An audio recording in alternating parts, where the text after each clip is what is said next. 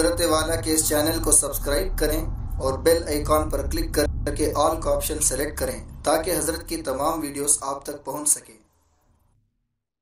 الحمدللہ رب العالمین والصلاة والسلام على سیدنا محمد سید الاولین والآخرین وعلى آلہ واصحابہ اجمعین، اما بعد فاعوذ باللہ من الشیطان الرجیم، بسم اللہ الرحمن الرحیم۔ ان المسلمین والمسلمات والمؤمنین والمؤمنات والقانتین والقانتات والصادقین والصادقات والصابرین والصابرات والخاشعین والخاشعات والمتصدقین والمتصدقات والصائمین والصائمات والحافظین فروجهم والحافظات والذاکرین اللہ کثیرا والذاکرات اعد اللہ لهم مغفرة واجرا عظیما۔ وما كان لمؤمن ولا مؤمنة اذا قضى الله ورسوله امرا ان يكون لهم الخيرة من امرهم ومن يعص الله ورسوله فقد ضل ضلالا مبينا۔ سبحان ربك رب العزة عما يصفون وسلام على المرسلين والحمد لله رب العالمين۔ اللهم صل على سيدنا محمد وعلى آل سيدنا محمد وبارك وسلم۔ اللهم صل على سيدنا محمد وعلى آل سيدنا محمد وبارك وسلم۔ اللهم صل على سيدنا محمد وعلى آل سيدنا محمد وبارك وسلم۔ قرآن پاک میں اللہ تعالیٰ نے جو احکام دیے ہیں انسانوں کو عمل کرنے کے لیے، عموماً ان میں مردوں کو مخاطب بنایا گیا ہے۔ لفظ وہ استعمال کیے گئے ہیں جو مردوں کے لیے استعمال ہوتے ہیں، اور عورتیں بھی اس میں شامل ہیں، اور شاید ساری دنیا کے ہر قانونی مجموعے میں ایسے ہی ہوتا ہے۔ ہمارے ہندوستان کا جو قانون ہے، جو دستور ہے، اس میں بھی الفاظ وہ استعمال کیے گئے ہیں جو مرد کے لیے ہوتے ہیں۔ مثلا کوئی چوری کرے گا تو یہ سزا ملے گی۔ کوئی عورت کہے یہ تو مرد کے لیے ہے، میرے لیے تو ہے نہیں یہ قانون، حالانکہ اس میں دونوں شامل ہیں۔ ٹریفک کے اصول ہیں، ریڈ لائٹ سے کوئی گاڑی نکالے گا تو اس کو یہ سزا ملے گی۔ کوئی عورت کہے میں ڈرائیونگ کر رہی ہوں، میرے لیے کہاں لکھا ہے دیکھو۔ تو یہ فضول سا سوال ہے نا، ساری دنیا جانتی ہے کہ کہا جا رہا ہے مردوں سے، لیکن مخاطب دونوں ہیں، مرد کے ساتھ عورتیں بھی شامل ہیں۔ لیکن یہ ایسا موقع ہے قرآن کا، سورہ احزاب کی یہ ایسی آیت کریمہ ہے جس میں اللہ تعالیٰ نے مردوں اور عورتوں کا ایک ایک صفت کو بیان کرنے میں الگ الگ تذکرہ کیا۔ اس کی اہمیت کو سمجھیں۔ ہم دنیا میں آئے ہیں اپنی آخرت بنانے کے لیے، ہم دنیا میں گھر بنانے نہیں آئے، ہم دنیا میں کاروبار کرنے نہیں آئے، ہم دنیا میں کھانے پینے نہیں آئے۔ جتنے کام ہم دنیا میں کرتے ہیں وہ سب ہماری ضرورت ہیں، وہ دنیا میں ہمارے آنے کا مقصد نہیں ہے۔ جیسے آپ اپنے آفس جاتے ہیں، آپ نے کاروبار کے لیے ایک آفس بنایا، وہاں آپ چائے بھی پیتے ہیں، تو کیا چائے پینے کے لیے آفس جاتے ہیں؟ چائے تو گھر میں بھی پی سکتے تھے۔ بھئی آفس جاتے ہیں آفس کا کام دیکھنے کے لیے، چائے کی ضرورت پڑتی تو چائے بھی پی لیتے ہیں۔ آفس میں آپ نے باتھ روم بھی بنایا ہوا ہے، ضرورت پڑتی ہے تو وہاں استنجا کرنے جاتے ہیں. تو کوئی کہے یہ استنجا کرنے آفس جاتے ہیں، تو کوئی آفس استنجا کرنے جاتا ہے؟ استنجا تو آدمی گھر میں بھی کر سکتا ہے نا. آفس دوسرے کام کے لیے جاتا. تو وہاں چائے پینا، وہاں استنجا کرنا، وہاں کبھی ضرورت پڑ جائے تو تھوڑی دیر آرام کرنا، یہ سب آفس کی ضرورتیں ہیں. یہ آفس جانے کا مقصد نہیں ہے، مقصد بزنس کرنا ہے. اب اگر بزنس نہ ہو، وہاں صرف چائے پیا کریں اور صرف باتھ روم جایا کریں اور صرف آرام کیا کریں، تو کوئی بھی کہے گا بھائی بند کر دو ایسا آفس. ایک آدمی دکان کرتا ہے، مال لاتا ہے، رکھتا ہے، کاہے کے لیے؟ بیچنے کے لیے. اگر مال نہ بکے، بزنس نہ ہو، تو صرف مال لگانے کا تو کوئی فائدہ نہیں ہے. اب جب وہاں بیٹھتا ہے تو اس کی وہاں بھی بہت ساری ضرورتیں ہوتی ہیں، وہ ان ضرورتوں کو بھی پورا کرتا ہے، لیکن ان ضرورتوں کے لیے دکان نہیں جاتا، وہ بزنس کرنے کے لیے دکان جاتا ہے. اسی طرح ہم اس بات کو اچھی طرح سمجھیں، مرد بھی سمجھیں، عورتیں بھی سمجھیں. ہم اس دنیا میں گھر بنانے نہیں آئے، گھر بنانا ہماری ایک ضرورت ہے. ہم دنیا میں کھانا کھانے نہیں آئے، کھانا کھانا ہماری ایک ضرورت ہے. ہم دنیا میں کپڑے پہننے بھی نہیں آئے، اچھے اچھے سوٹ بنانے اور کپڑے پہننے. سوٹ بنانا، کپڑے پہننا، یہ بھی ہماری ایک ضرورت ہے.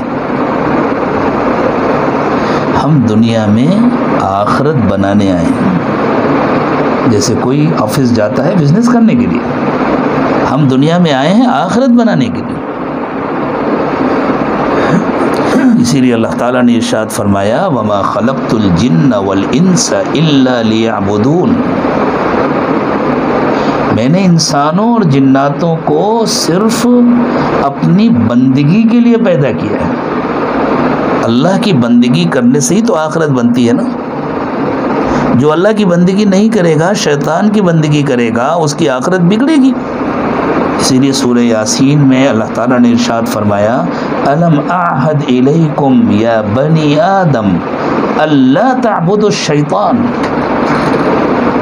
آدم کے بچوں، تم بھول گئے؟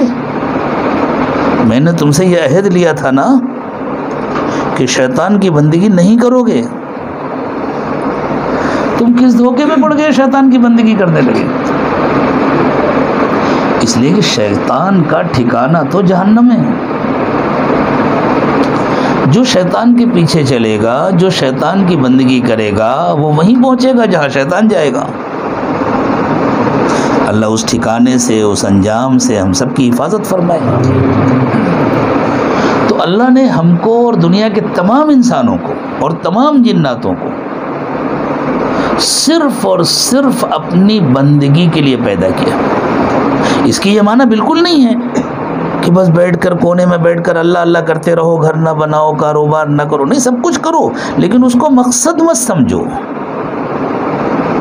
اس کو ضرورت سمجھ کر کرو. دیکھیں، ایک آدمی ٹرین میں سفر کرتا ہے تو اپنا کھانا بھی ساتھ لے کے جاتا ہے نا، لیکن کتنے دن کا کھانا لے جاتا ہے؟ 24 گھنٹے کا سفر ہے تو گھر میں جتنا اناج رکھا ہے سب ساتھ نہیں لے جاتا، اور اپنے گھر میں مہینوں کا اسٹاک کرتا ہے، اس لیے کہ گھر میں رہنا ہے. ٹرین میں رہنا نہیں ہے. ایک وقت کھانے کی ضرورت ہے تو ایک وقت کا کھانا لے جاتا ہے، 2 وقت کھانے کی ضرورت ہے تو 2 وقت کا کھانا لے جاتا ہے. کچھ تھوڑا سا نمکین میٹھا کچھ رکھ لیتا ہے، لیکن تھوڑا سا رکھتا ہے. تو ہمیشہ انسان کسی ضرورت کو پورا کرنے کے لیے اتنا ہی انتظام کرتا ہے جتنی ضرورت ہے. دنیا میں مکان بنانا، دنیا میں کپڑے بنانا، دنیا میں کھانا پینا، دنیا میں کمانا، یہاں کی ضرورتوں کا انتظام کرنا، یہ ہماری ضرورت ہے. تو اتنا ہونا چاہیے جتنے دن ہمیں یہاں رہنا ہے. اور آخرت بنانا ہماری زندگی کا مقصد ہے، وہاں جا کر ہمیشہ رہنا ہے. وہاں کی جنت کے مکانات، محلات ہمارے اپنے ہاتھ سے نہیں بنیں گے. نہ ہمیں اس کی ڈیزائن کرنا ہے، نہ ہمیں اس کی دیواریں اٹھانی ہے. ہمیں تو اللہ کو راضی کرنا ہے. اللہ بنا بنایا دیں گے، اور اللہ جیسا بنا کر دیں گے دنیا میں کوئی انسان بنا بھی نہیں سکتا. تو دنیا میں ہر انسان آیا ہے آخرت بنانے کے لیے. جس بیچارے نے دنیا کو مقصود سمجھ لیا اور دنیا ہی میں لگ گیا، وہ بھولا ہوا ہے، نادان ہے، وہ حقیقت کو نہیں جانتا۔ ہم تو کلمہ پڑھنے والے لوگ ہیں، ہم تو مسلمان ہیں، اللہ کا فضل ہے، ہمیں تو اللہ تعالیٰ نے علم عطا فرمایا ہے، دینی ماحول عطا فرمایا ہے، یہ اللہ کا احسان ہے۔ ہمارے گھروں میں دینی ماحول ہے، ہمارے گھروں میں آخرت کے تذکرے ہیں، تو ہمیں تو پتہ ہے نا کہ ہم کیوں آئے ہیں۔ جان بوجھ کر کے بھی اگر غلطی کریں تو آپ ریلوے اسٹیشن پر جائیں اور جانا ہے آپ کو پٹنہ، اور بیٹھ جائیں کسی دوسرے رخ پر جانے والی گاڑی پر، مجھے اندازہ نہیں ہے دوسرا رخ کون سا ہوگا، کسی بھی دوسرے رخ والی، اور جان بوجھ کے بیٹھیں، پتہ ہے پلیٹ لگی ہوئی ہے، لکھا ہوا ہے یہ گاڑی فلاں جگہ جا رہی ہے پٹنہ، اور آپ جان بوجھ کے بیٹھ جائیں اور اس کے بعد روئیں میں تو اپنی منزل سے دور ہو گیا۔ تو آپ کو رونا چاہیے یا سب کو آپ پر رونا چاہیے؟ اگر میں یہ غلطی کروں تو مجھے رونے کا حق نہیں، سب کو میرے اوپر رونا چاہیے کہ ہم تو اس کو سمجھدار سمجھتے تھے، اتنا نہ سمجھ نکلا۔ خوب یاد رکھو میرے دوستوں، میرے بھائیوں اور میری بہنوں، اللہ نے ہمیں کلمے کی نعمت عطا فرمائی، اللہ نے ہم کو دین عطا فرمایا، اللہ نے ہم کو دنیا کی بے حساب نعمتیں عطا فرمائیں، رہنے کے لیے اچھے گھر دیے، اچھی سواریاں دیں، اچھا کاروبار دیا، محتاجگی سے اللہ نے بچایا، ہماری ساری ضرورتیں پوری کی اور ہمیں دینی ماحول عطا فرمایا۔ اس کے بعد بھی اگر ہم اللہ کی نافرمانی کر رہے ہیں اور شیطان کا کہنا مان رہے ہیں تو گویا ہم جان بوجھ کر جہنم میں جانے والی گاڑی پر سوار ہو رہے ہیں، تو پھر وہاں جا کر ہمیں رونا نہیں چاہیے، سب کو ہم پر رونا چاہیے۔ اللہ ہماری حفاظت فرمائے۔ اس لیے آج کی مجلس میں انشاءاللہ سب کو اپنا اپنا جائزہ لے کر اٹھنا ہے، مردوں کو بھی اور عورتوں کو بھی، کہ ہم کس گاڑی پر سوار ہیں۔ ابھی موقع ہے، ابھی گاڑی چھوٹی نہیں ہے، ابھی چینج کر سکتے ہیں۔ جب موت آ جائے گی تو گاڑی چھوٹ جائے گی، پھر تبدیل نہیں کر سکتے۔ میں آپ کو اپنا ایک قصہ سناتا ہوں، ہنسی آئے گی آپ کو۔ ایک مرتبہ گرمی کا زمانہ تھا اور مجھے کانپور سے اعظم گڑھ جانا تھا کیفیات ایکسپریس میں، اور اس زمانے میں کیفیات دونوں طرف کی کیفیات کانپور میں آگے جمع ہوتی تھی، یہ مجھے معلوم نہیں تھا۔ صبح صبح کا وقت تھا، فجر کے بعد فوراً میں گھر سے آیا اسٹیشن اور دوڑتا ہوا پلیٹ فارم کی طرف چلا، تو ایک کلی سے میں نے پوچھا کہ کیفیات کہاں ہیں، تو اس نے کہا وہ سامنے۔ میں جا کے بیٹھ گیا۔ 2 ٹائر میں میری برتھ ریزرو تھی، اور اتفاق کی بات یہ کہ اس برتھ میں کوئی تھا بھی نہیں، کوئی ہوتا تو ٹوکتا۔ میں آرام سے بیٹھ گیا اور بیٹھ کر کے میں نے اہلیہ کو فون کیا کہ الحمدللہ ٹرین مل گئی ہے، میں بہت آرام سے بیٹھ گیا ہوں، اپنے برتھ سے بیٹھ کر بات کر رہا ہوں۔ تھوڑی دیر کے بعد میری نظر پڑی تو سامنے سے کیفیات جا رہی ہے، تو میں نے کسی سے پوچھا بھائی وہ کیفیات ہے تو یہ کون سی گاڑی ہے؟ تو انہوں نے کہا یہ بھی کیفیات ہے۔ میں نے کہا پھر وہ نہیں، وہ اپنے روٹ کی نہیں ہے، وہ اعظم گڑھ جا رہی ہے۔ وہ اپنے روٹ کی نہیں ہے، وہ اعظم گڑھ جا رہی ہے۔ میں نے کہا پھر یہ کہاں جا رہی ہے؟ کہ نہیں یہ تو دلی جا رہی ہے۔ تو آپ اندازہ لگائیے اس کے بعد کیا ہوا ہوگا۔ میں جلدی سے اترا لیکن گاڑی چھوٹ چکی تھی۔ میں باہر نکلا کہ جلدی بس اسٹینڈ جاؤں، بس پکڑوں، شاید لکھنؤ میں مل جائے۔ میں بس اسٹینڈ گیا، میں نے بس پکڑا، شہر آنے سے پہلے میں بس سے اتر گیا، آٹو رکشہ لیا کہ بس تو بہت دھیرے دھیرے جائے گی، سیدھے اسٹیشن گیا، جو پہنچا معلوم 15 منٹ پہلے نکل گئی۔ اب کیا کرتا، وہاں دوستوں کو اطلاع کیا کہ بھائی گاڑی چھوٹ گئی، تو وہ لوگ بڑے پریشان ہوئے، چونکہ ان کا پروگرام تھا۔ انہوں نے کہا نہیں، آپ کی غلطی سے نہیں چھوٹی، میری غلطی سے چھوٹی، آپ پریشان نہ ہو، میں آؤں گا۔ اور اس زمانے میں اس روٹ پر کوئی ایسی بس بھی نہیں تھی، پورے دن مجھ کو سادی بس میں اس سخت گرمی میں سفر کرنا پڑا۔ کہاں سے ہوئی غلطی؟ تحقیق نہیں کی کہ ہم جس گاڑی میں بیٹھ رہے ہیں وہ ہماری منزل کی طرف جاتی ہے یا منزل سے دور ہوتی ہے۔ ہمیں تو پتہ ہے کہ ہم شیطان کا کہنا مان رہے ہیں، تو ہم جس گاڑی میں بیٹھے ہیں وہ جنت میں نہیں لے جاتی، جہنم میں لے جاتی ہے۔ اس کے باوجود بھی اگر کوئی اس گاڑی سے نہ اترے تو میرے دوستو ایمانداری سے بتلاؤ، اسے اپنے گھر میں رہنا چاہیے یا مینٹل ہاسپٹل میں رہنا چاہیے؟ اسے جلدی سے کسی اچھے ڈاکٹر کے پاس جانا چاہیے، اپنے دماغ کا چیک اپ کرانا چاہیے۔ سبحان اللہ، کلمہ پڑھتے ہیں، اللہ اور اس کے رسول کی باتوں کا یقین ہے، آخرت کا یقین ہے، پتہ ہے جنت الگ ہے، جہنم الگ ہے، جنت میں جانے والے اعمال الگ ہیں، جہنم میں لے جانے والے اعمال الگ ہیں، اور اس کے بعد صرف اس لیے کہ اللہ نے 4 پیسے دے دیے ہیں اور اللہ نے اچھا سا گھر دے دیا ہے اور اچھی سی سواری دے دی ہے، اس لیے ہم اپنی منمانی زندگی گزاریں گے؟ ارے ہمیں تو اور زیادہ اللہ کا کہنا ماننا چاہیے۔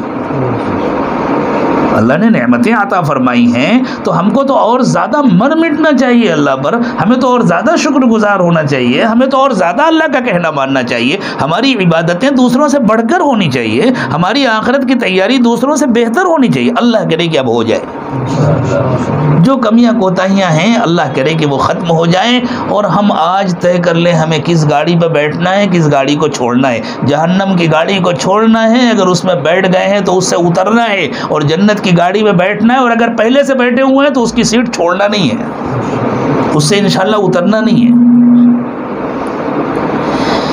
جنت ملنے کا دار و مدار مغفرت پر ہے نا۔ مغفرت کے معنی ہے کہ ہماری اللہ کے سامنے جب پیشی ہو تو اللہ ہمیں پاس کر دے۔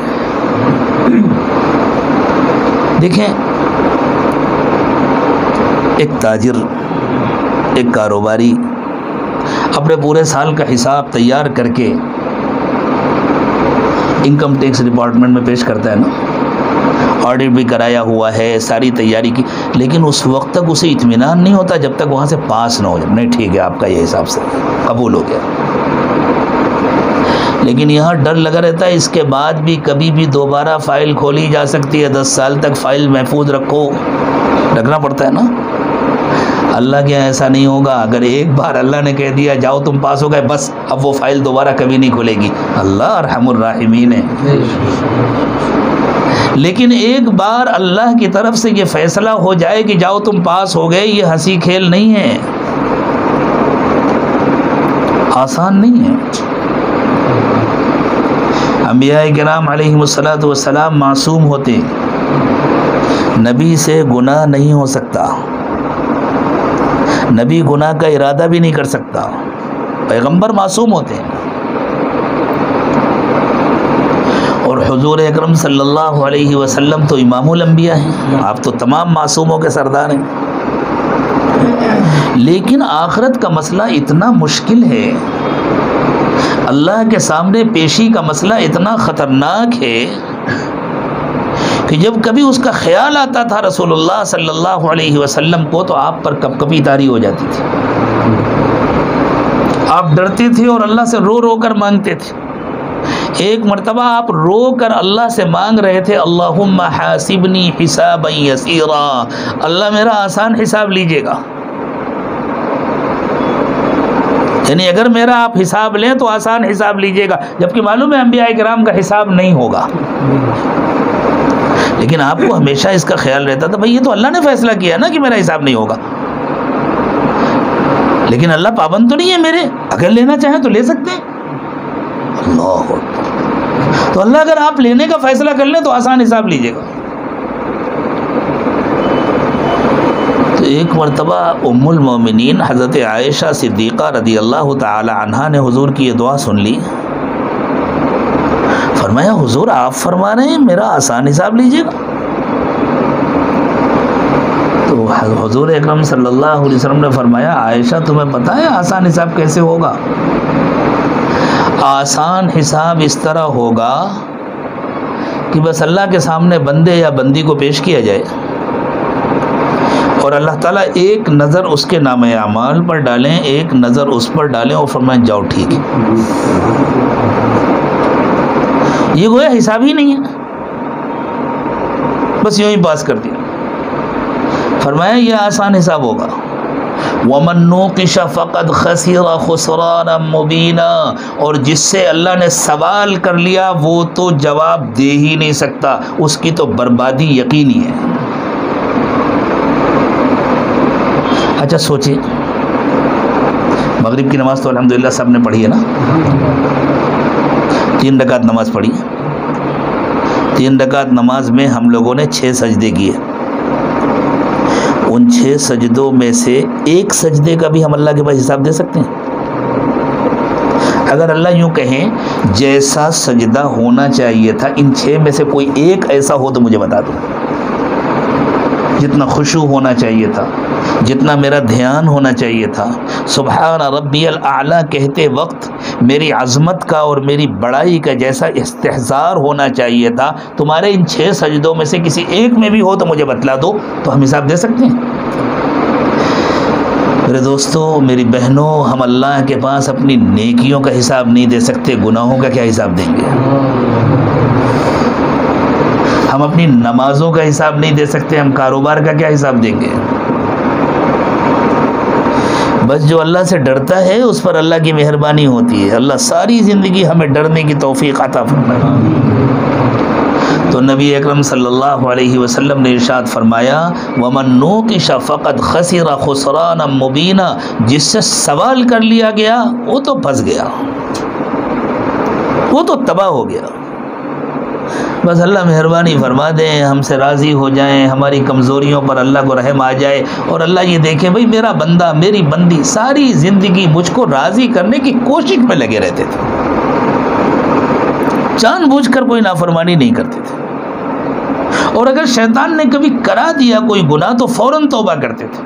اللہ کرے کہ ہم سب کا حال ہو جائے کہ ہم جان بوجھ کر کبھی اللہ کی نافرمانی نہ کریں، اور اگر شیطان ہم سے کوئی گناہ کرا دے تو ہم فوراً توبہ کریں. تو چلو اب اس بندے کا اس بندی کا کیا حساب لینا، چلو معاف کر دیتے. یہ ہے آسان حساب. اللہ اللہ، جو اس حساب میں پاس ہو گیا اور اللہ نے کہہ دیا لے جاؤ اس کو جنت میں پہنچا دو، اس کی ہو گئی مغفرت. یہ ہے مغفرت. تو ہمارا سب سے اہم مسئلہ مغفرت ہے، ہمارے لیے سب سے اہم مسئلہ مغفرت ہے. یہ اتنا اہم معاملہ ہے، اتنا اہم معاملہ ہے کہ اللہ تعالیٰ نے پورے قرآن کے عام طریقے کے برخلاف، اب دیکھیں پورے قرآن پاک میں جہاں بھی نماز پڑھنے کا حکم دیا گیا فرمایا اقیموا الصلاۃ، نماز پڑھو، نماز قائم کرو. لیکن یہ لفظ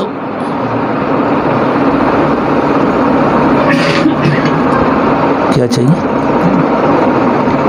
تھوڑی دیر متوجہ رہیں نا. اللہ نے حکم دیا اقیموا الصلاۃ، نماز قائم کرو.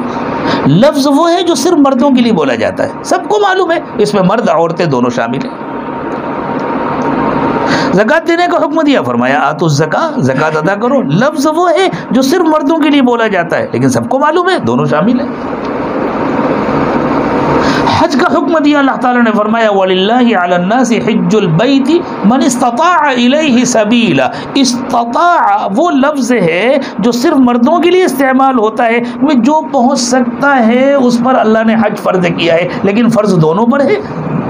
اگر صاحب استطاعت مرد ہے تو اس پر بھی حج فرض ہے، اگر صاحب استطاعت عورت ہے، عورت کے پاس اتنا پیسہ ہے کہ وہ اپنے کسی محرم کو ساتھ لے کر جا سکتی ہے تو اس پر حج فرض ہے.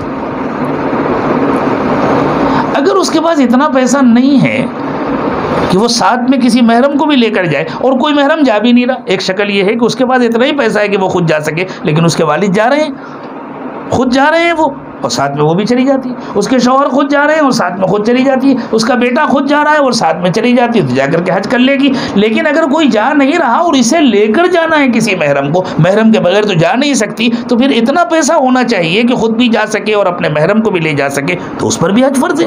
لیکن الفاظ وہ ہیں جو صرف مردوں کے لیے استعمال ہوتے ہیں.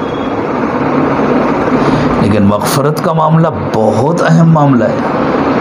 اللہ کرے اس کی اہمیت کو سمجھا جائے۔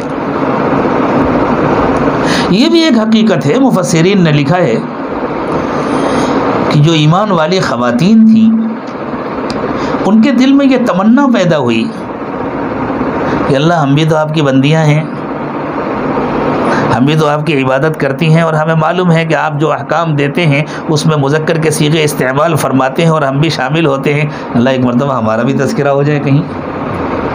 یہ بھی ایک حقیقت ہے، لیکن اس ایک مرتبہ تذکرہ کرنے کے لیے اللہ نے اپنی طرف سے جس مضمون کا انتخاب فرمایا اس کی اپنی ایک اہمیت ہے، وہ مغفرت کا مضمون ہے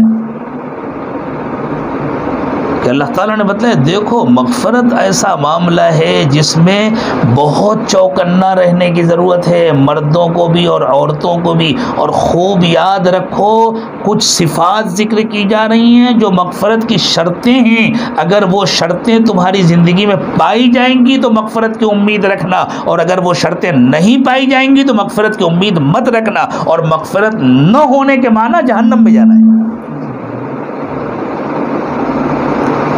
جیسے آپ سفر کر رہے ہیں ملک سے باہر کا، اور اطلاع ملی آپ کا کوئی جاننے والا جا رہا ہے، اس نے کلکتہ ایئرپورٹ سے آپ کو فون کیا، اللہ کا فضل ہے سارا کام ہو گیا، امیگریشن والوں نے مسترد کر دیا ہے، ریجیکٹ کر دیا۔ کیا مطلب امیگریشن والوں کے ریجیکٹ کر دینے کا؟ اب آپ سفر نہیں کر سکتے، اب خیریت سے اپنے گھر چلے جائیے، اگر ضد کریں گے تو گھر کے بجائے جیل پہنچیں گے۔ تو مغفرت نہ ہونے کا مطلب یہ ہے کہ آپ جنت کے امیگریشن میں ریجیکٹ ہو گئے، اللہ نہ کرے کہ آپ ہو، اللہ کرے نہ میں ریجیکٹ ہوں نہ آپ ریجیکٹ ہوں، لیکن مغفرت نہ ہونے کا مطلب کیا ہے؟ مغفرت نہ ہونے کا مطلب یہ ہے کہ آدمی کو ریجیکٹ کر دیا گیا، نہیں تم جنت میں جانے کے قابل نہیں ہو، اور ٹھکانے صرف دو ہیں، یا تو جنت یا جہنم، تیسرا کوئی ٹھکانہ نہیں ہے۔ جو جنت میں جانے کے قابل نہیں ہے اسے جہنم میں ہی جانا ہے۔ تو یہ اتنا اہم مسئلہ ہے، اتنا نازک مسئلہ ہے کہ کہیں کسی کے ذہن میں یہ نہ آ جائے، کسی بہن کے ذہن میں یہ نہ آ جائے، کسی بیٹی کے ذہن میں یہ نہ آ جائے اصل ذمہ داری تو مردوں کی ہے، اللہ تعالیٰ نے تو مردوں سے کہا ہے ٹھیک ہے ہم سے جتنا ہو سکے گا ہم کر لیں گے، نہیں، دونوں کی پوری ذمہ داری ہے، دونوں کا مسئلہ ہے مغفرت، اور اللہ نے دونوں کے لیے الگ الگ شرطیں بیان فرمائی ہیں، جب تک یہ شرطیں نہیں پائی جائیں گی اس وقت تک مغفرت نہیں ہوگی۔ یہ بات تو سمجھ میں آ گئی نا کہ مغفرت ہمارا سب سے اہم مسئلہ ہے۔ اب آگے بڑھنے سے پہلے ہم دل میں اللہ سے دعا بھی کر لیں، اللہ ہمیں مغفرت کے قابل بنا دیجیے، آپ ہی مہربانی کر کے مغفرت کے قابل بنا دیجیے۔ مغفرت کا اہل تو کوئی نہیں ہے، ہم میں سے کوئی یہ دعویٰ نہیں کر سکتا ہم اہل ہیں، ہمارا حق ہے کہ ہماری مغفرت ہو، لیکن ہمارا کام یہ ہے کہ اللہ تعالیٰ نے مغفرت کے لیے جو شرطیں بیان فرمائی ہیں آج سے ہم طے کر لیں انشاءاللہ ان شرطوں میں اپنی طرف سے کوئی کوتاہی نہ کریں گے، اور پھر اللہ سے امید رکھیں گے کہ اللہ جو کمی رہ جائے آپ اسے معاف کر دیجیے گا، کریں گے نا انشاءاللہ سب لوگ؟ ہاں پہلے ارادہ کر لیں پھر آگے اب شرطیں شروع ہوں۔ اللہ نے فرمایا ان المسلمین والمسلمات، مسلم مرد اور مسلم عورتیں، میں نے ابھی جان بوجھ کے ترجمہ نہیں کیا اس لیے کہ اس کا یہ ترجمہ کرنا مسلمان مرد مسلمان عورتیں یہ مناسب نہیں ہے۔ آپ کاروبار کرتے ہیں، ایک آدمی نے آ کر کے آپ سے کسی چیز کا سودا کیا، پیسے ادا کر دیے، سامان آپ کے ہاتھ میں، اب یہ آپ کا ہے کہ اس کا ہے؟ جب اس نے آپ کو پیسے دے دیے تو اب یہ سامان آپ کا ہے یا اس خریدار کا ہے؟ خریدار کا ہے نا۔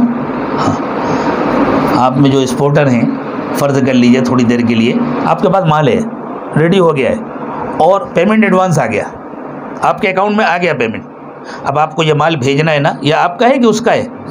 اس کا ہے نا۔ اب آپ کی ذمہ داری ہے کہ آپ فوراً بھیجیں، اور اگر آپ نے نہیں بھیجا آگے کے سارے آرڈر کینسل ہوں گے اور آپ انشاءاللہ آرام کرنے کے لیے سرکاری مہمان خانے میں جائیں گے۔ سرکاری مہمان خانے کا نام معلوم ہے؟ اسی کو جیل خانہ کہتے ہیں۔ کیوں؟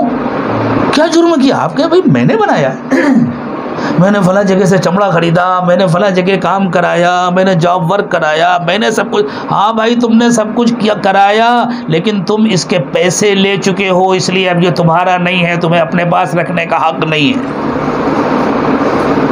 یہ بات تو سب کو معلوم ہے نا. ماشاءاللہ سب پڑھے لکھے لوگ ہیں، مرد بھی جانتے ہیں، عورتیں بھی جانتی ہیں. ہم بھی اللہ سے ایک سودا کر چکے ہیں. فری میں جنت تھوڑی ملے گی. ہم نے اللہ تعالیٰ سے ایک سودا کیا ہے. جب ہم نے کلمہ پڑھا لا الہ الا اللہ محمد رسول اللہ، تو ہم نے اللہ سے سودا کر لیا. اور یوں نہ سمجھیے گا جس نے کلمہ پڑھا اس نے سودا کیا، جس نے نہیں پڑھا وہی اچھا ہے کہ اس نے کوئی سودا نہیں کیا. ہر شخص دنیا میں سودا کر کے آیا ہے. اللہ تعالیٰ نے ایک کلمہ تو پہلے پڑھایا تھا نا، وَإِذْ أَخَذَ رَبُّكَ مِن بَنِي آدَمَ مِن ظُهُورِهِمْ ذُرِّيَّتَهُمْ وَأَشْهَدَهُمْ عَلَىٰ أَنفُسِهِمْ أَلَسْتُ بِرَبِّكُمْ. اللہ تعالیٰ فرماتے ہیں میں نے آدم کی ساری اولادوں کو جمع کر کے ان سے سوال کیا تھا کیا میں تمہارا رب نہیں ہوں؟ سب نے جب مان لیا کہ اللہ آپ ہمارے رب ہیں تو سودا کر لیا سب نے. دنیا میں آنے کے بعد جب آدمی کلمہ پڑھتا ہے نا تو اس کو ریکنفرم کرتا ہے. باقی وہ سودا کر کے آیا ہے، اللہ کے ساتھ معاہدہ کر کے آیا ہے. اسی لیے تو قیامت کے دن کافروں سے اللہ تعالیٰ سوال کریں گے کہ کیا تم نے مجھ سے معاہدہ نہیں کیا تھا؟ معاہدہ کیا اور اس کے خلاف کیا، اس لیے جہنم میں جاؤ. تو جب ہم نے اللہ تعالیٰ سے سودا کر لیا کہ اللہ ہمارا سب کچھ آپ کا ہے، اور اللہ نے کہا ٹھیک ہے ہماری جنت تمہاری ہے.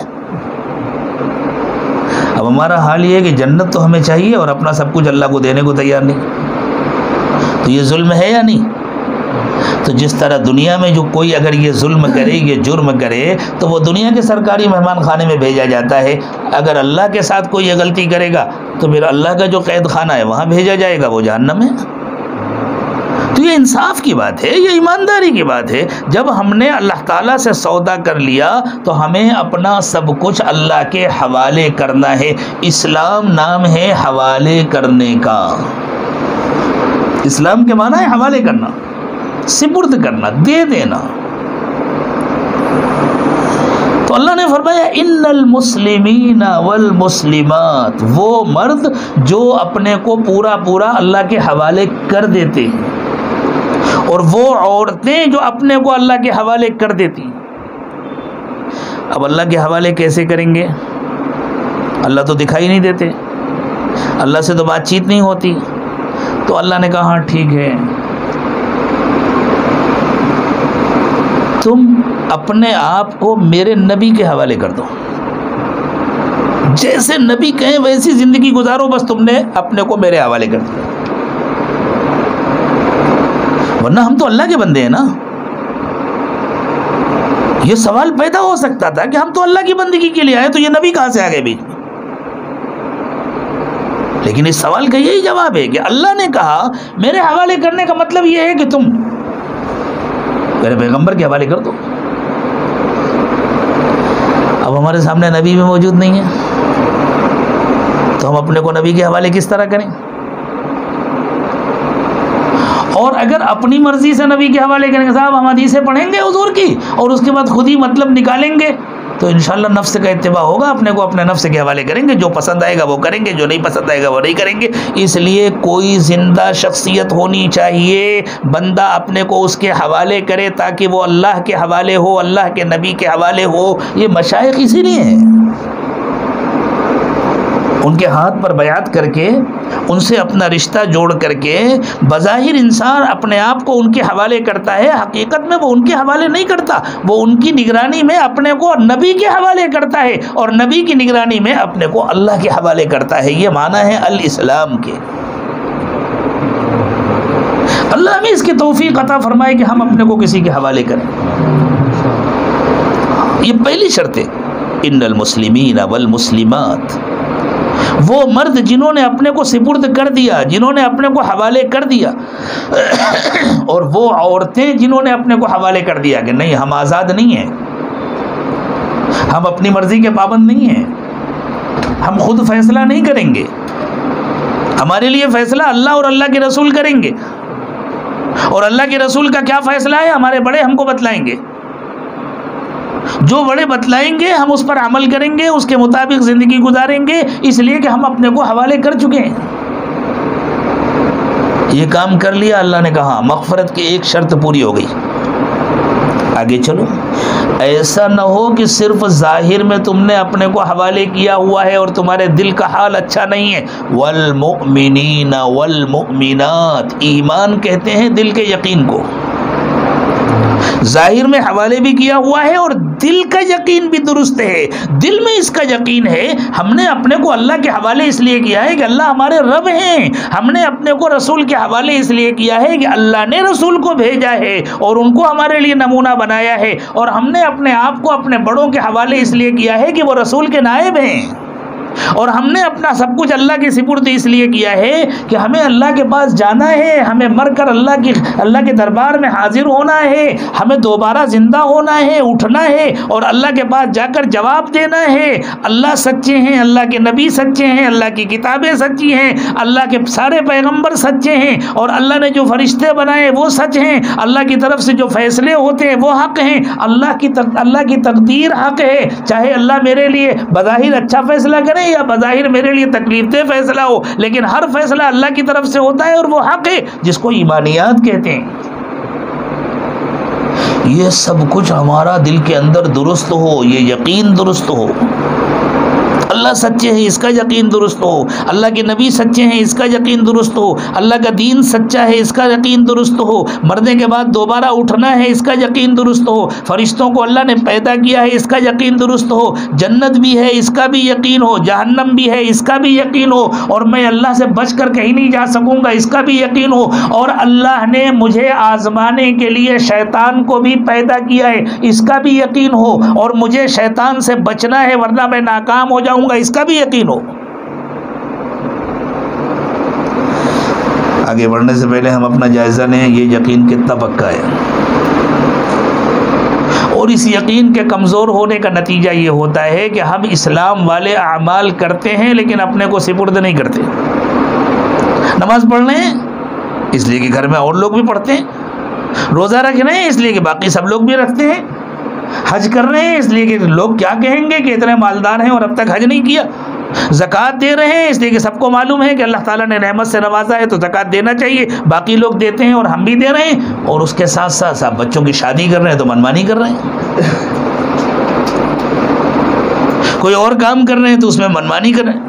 اتنا سب کرنے والا منمانی کیسے کر سکتا ہے؟ اس کا مطلب یہ ہے کہ اعمال کر رہے ہیں، اپنے کو سپرد نہیں کیا، اور سپرد نہیں کرنے کی وجہ یہ ہے کہ دل کا یقین درست نہیں ہے۔ یقین کا کیا اثر پڑتا ہے اور یقین نہ ہونے کا کیا اثر پڑتا ہے؟ بچوں کا کھلونا ہوتا ہے پلاسٹک کا سانپ، دیکھا ہے نا، ربر کا، پلاسٹک کا، بعض ربر کے تو ایسے سانپ ہوتے ہیں کہ بالکل سانپ کی طرح وہ ہلتے بھی ہیں۔ گھر میں کسی کو پتہ نہ ہو کہ آپ کھلونا لے کر کے آئے، اور آپ لے کر کے آئیں اور گھر میں ہال میں یا آنگن میں صحن میں کسی جگہ اس کو ڈال دیں، اور رات میں کوئی نکلے اسے پتہ نہ ہو تو قریب جانے کی ہمت کرے گا؟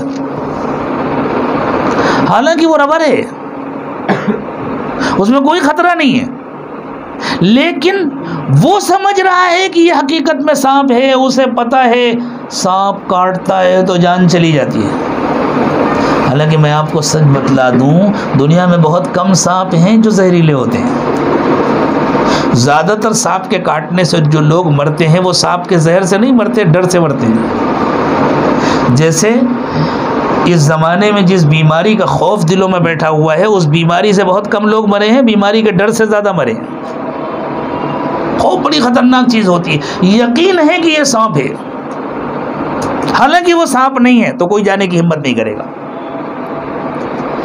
اچھا، آپ دن میں سانپ لے کر آئے اور آپ نے بچوں کو دکھایا، اپنی اہلیہ کو دکھایا، گھر والوں کو، دیکھو کیسا بنایا ہے کسی کمپنی نے، بالکل لگتا ہے کہ اصلی سانپ ہے، بالکل ویسے ہی ہلتا ہے، دیکھو ویسی ہی آنکھیں ہیں، ویسے ہی، اور سب نے ہاتھ میں لے کر کے دیکھا واقعی اصلی سانپ۔ اس کے بعد آپ نے اس کو الماری میں رکھ دیا۔ اب رات میں کوئی اٹھا اور اتفاق کی بات یہ ہے کہ حال میں اصلی سانپ بیٹھا ہوا تھا، اور گھر والوں نے جو سمجھا، وہ جو لائے تھے نا، بچوں نے سمجھا وہ جو ابا لائے تھے دکھا رہے تھے وہی بیٹھا ہے، تو کوئی اس سے ڈرے گا؟ حالانکہ وہ اصلی سانپ ہے۔ لیکن کوئی ڈرے گا؟ آرام سے اس کے پاس چلے جائیں گے، اور جائیں گے تو پھر کیا ہوگا آگے معلوم ہے؟ تو فرق کیوں ہو رہا ہے؟ نقلی صاحب کے پاس جانے کی ہمت نہیں ہو رہی اور اصلی صاحب کے پاس آرام سے چلے جا رہے ہیں۔ اس کا تعلق دل کے یقین سے ہے نا۔ نقلی صاحب کے بارے میں یہ یقین ہے کہ وہ اصلی ہے تو کوئی جانے کی ہمت نہیں کر رہا، اصلی صاحب کے بارے میں یہ یقین ہے کہ وہ نقلی ہے تو کوئی اس سے نہیں ڈر رہا۔ ہمیں اللہ کی نافرمانی کرتے ہوئے ڈر کیوں نہیں لگتا؟ حاجی صاحب، نمازی صاحب 40 دن اور 4 مہینے اللہ کے راستے میں لگانے والے بیٹے کی شادی کرتے ہیں تو اللہ اور اس کے رسول کا کہنا نہیں مانتے، کہتے ہیں ایک ہی بچہ ہے، ارمان نکال لینے دو۔ یہ ہمت کیسے ہوئی؟ اس لیے کہ آخرت کا یقین نہیں ہے۔ یہ ہمت کیسے ہوئی کسی مرد کی، کسی عورت کی، وہ جو کہے کہ میرا ایک ہی بیٹا ہے، مجھے حوصلے نکال لینے دو اور یہاں مجھے اللہ کی نافرمانی کر لینے دو، اس لیے کہ آخرت کا یقین نہیں ہے۔ کہ کس کام کی ایسی نمازیں اور کس کام کا ایسا حج اور کس کام کے ایسے روزے اور کس کام کے ایسے صدقات و خیرات اور کس کام کا ایسا اللہ کے راستے میں چلنا پھرنا اور کس کام کا مسجد بنانا اور مدرسہ بنانا اور اس کی مدد کرنا اگر دل میں اللہ کا یقین ہی نہیں ہے تو۔ اسی طرح انسان بے خوف ہو کر اللہ کی نافرمانی کرتا ہے جیسے اصلی سانپ کے پاس چلا جائے، اس لیے کہ اس کے سانپ ہونے کا اسے یقین ہی نہیں، وہ سمجھ رہا ہے یہ پلاسٹک ہے۔ ہم سب اپنا جائزہ لیں۔ آج انشاءاللہ ہمیں پکا ارادہ کر کے اٹھنا ہے، یہ کوئی رسمی سی مجلس نہیں ہے، ہم یہاں آخرت کی تیاری کرنے کے لیے جمع ہوئے ہیں۔ ہمیں طے کرنا ہے، مغفرت ہماری سب سے بڑی ضرورت ہے، اللہ یہ ضرورت میری بھی پوری کرے، آپ کی بھی پوری کرے۔ تو مغفرت کی پہلی شرط اپنے کو 100% اللہ کے حوالے کرنا۔ ابھی نیت کیجئے ہم نے آج سے اپنے کو اللہ کے حوالے کر دیا، کریں گے نہیں، کر دیا۔ مغفرت کی دوسری شرط دل کا یقین درست ہونا۔ اللہ سے مانگیں گے، یقین کو پختہ کرنے کے جتنے اسباب ہیں وہ سب اختیار کریں گے اور اللہ سے مانگیں گے اللہ ہمیں یقین عطا فرما دیجئے۔ علماء سے تعلق قائم کریں گے، ایمانیات کو اچھی طرح سمجھیں گے، کن کن چیزوں کا ہمارے دل میں یقین ہونا چاہیے اور پھر اس یقین کو درست کریں گے۔ یہ دوسری شرط ہے، والمؤمنین والمؤمنات، صحیح یقین رکھنے والے مرد اور صحیح یقین رکھنے والی عورتیں۔ اور جب یقین آ جاتا ہے، پتہ نہیں آپ لوگوں کے یہاں ہوتا ہے یا نہیں ہوتا، بہروپیے ہوتے ہیں آپ کے یہاں، دروازے پر آتے ہیں، کبھی پولیس کمشنر بن کر کے آتے ہیں، کبھی فلاں آفیسر بن کے آتے ہیں، فلاں آفیسر بن کر کے آتے ہیں۔ آدمی کیا کرتا ہے بہروپیوں کے ساتھ؟ ان کو 5-10 روپے دے دیتا ہے اور اس کے بعد ان کو رخصت کر دیتا ہے، اور اگر اس سے زیادہ مانگنے لگے تو آدمی ڈانٹ کے بھگا دیتا ہے، بس نا۔ لیکن اگر کسی بہروپیے کے بجائے واقعی کوئی پولیس کمشنر آپ کے دروازے پر آ جائے تو آپ کا کیا حال ہوگا؟ کھڑے ہو جائیں گے اٹھ کر، اس سے کہیں گے ارے سر آپ کے آنے کی کیا ضرورت تھی، آپ نے مجھے بلا لیا ہوتا میں آ جاتا آپ کے پاس۔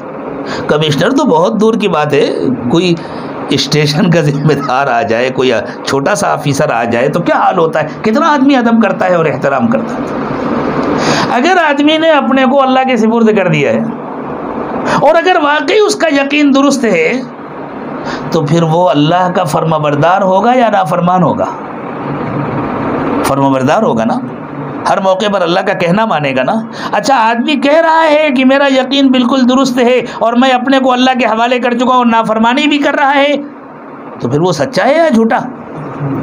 اس لیے آگے اللہ فرما رہے ہیں خوب یاد رکھو، اگر واقعی تم نے اپنے کو اللہ کے سپرد کر دیا اور تمہارے دل کا یقین بھی درست ہے تو پھر تمہاری زندگی میں فرما برداری آنی چاہیے، مردوں کی زندگی میں بھی اور عورتوں کی زندگی میں بھی۔ والقانتین والقانتات، اور فرما برداری کرنے والے مرد اور فرما برداری کرنے والی عورتیں، یہ سب شرطیں ہیں۔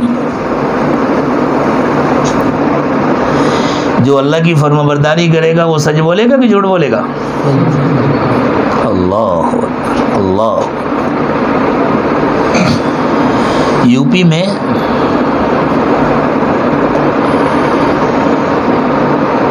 ایک بستی ہے کاندلا، اور میں تھوڑا سا اس کا اور تعارف کراؤں تو سب سمجھ جائیں گے۔ حضرت شیخ زکریا رحمۃ اللہ علیہ اسی بستی کے رہنے والے ہیں، حضرت مولانا الیاس صاحب رحمۃ اللہ علیہ اسی بستی کے ہیں۔ کاندھلا بہت مشہور، حضرت شیخ زکریا رحمۃ اللہ علیہ کے نام کے ساتھ لکھا ہوتا ہے نا محمد زکریا کاندھلوی، یہ اسی کاندھلا کی طرف نسبت ہے۔ وہاں کاندھلا میں ایک بزرگ تھے،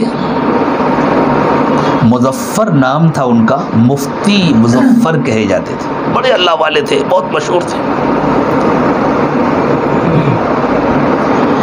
ایک مرتبہ وہ اپنے خاندان کی عورتوں کے ساتھ کہیں سفر کر رہے تھے، قریب کی کسی بستی میں شادی وغیرہ تھی، اس میں جا رہے تھے، اور اس زمانے میں بیل گاڑیوں میں سفر ہوتا تھا۔ عام طور سے عورتوں کو بیل گاڑی میں بیٹھا دیتے تھے، سامان رکھ دیتے تھے، مرد ساتھ ساتھ چلتے تھے۔ 2-4-5 کلومیٹر کا سفر ہے تو مرد پیدل چل لیتے تھے، اس زمانے میں تو 10-10 20-20 کلومیٹر لوگ آرام سے چل لیا کرتے تھے، 2-4-5 کلومیٹر تو بچپن میں ہم لوگ چل لیا کرتے تھے۔ یہ تو اس زمانے میں حال یہ ہو گیا ہے کہ گھر سے مسجد پیدل جانا مشکل ہو گیا ہے۔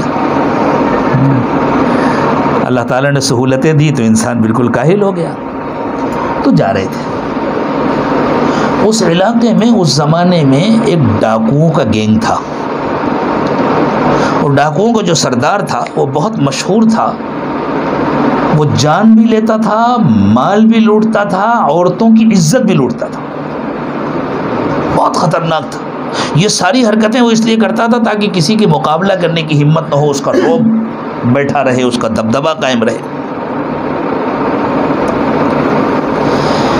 یہ قافلہ جا رہا تھا، ان ڈاکوؤں نے آ کے گھیر لیا، معلوم ہوا وہی گینگ ہے۔ حضرت مفتی مظفر صاحب آگے بڑھے، انہوں نے کہا ٹھہر جاؤ، مجھے تمہارے سردار سے بات کرنی۔ ڈاکوؤں نے کہا کہ بھئی سردار تو کسی سے ملتے نہیں، کہا نہیں مجھے تمہارے سردار سے ملنا ہے۔ لیکن یہ اللہ والے تھے، اور اللہ والوں کی بات میں اثر ہوتا ہے، اللہ والوں کے دل کو اللہ تعالیٰ ایسا بنا دیتے ہیں کہ وہ دوسرے دلوں کو مسخر کر لیتے ہیں۔ اس لیے اس ڈاکو نے کہا کہ ٹھیک ہے ہم جا کے پوچھتے ہیں۔ وہ گیا سردار کے پاس، کہنے لگا سردار ایک کوئی بڑے میاں ہیں لیکن عجیب ہیں، میں ان کی بات کا انکار نہیں کر پایا، وہ کہہ رہے ہیں آپ سے ملنا ہے۔ تو سردار نے کہا اچھا مجھ سے ملنا ہے، بلاؤ ان کو۔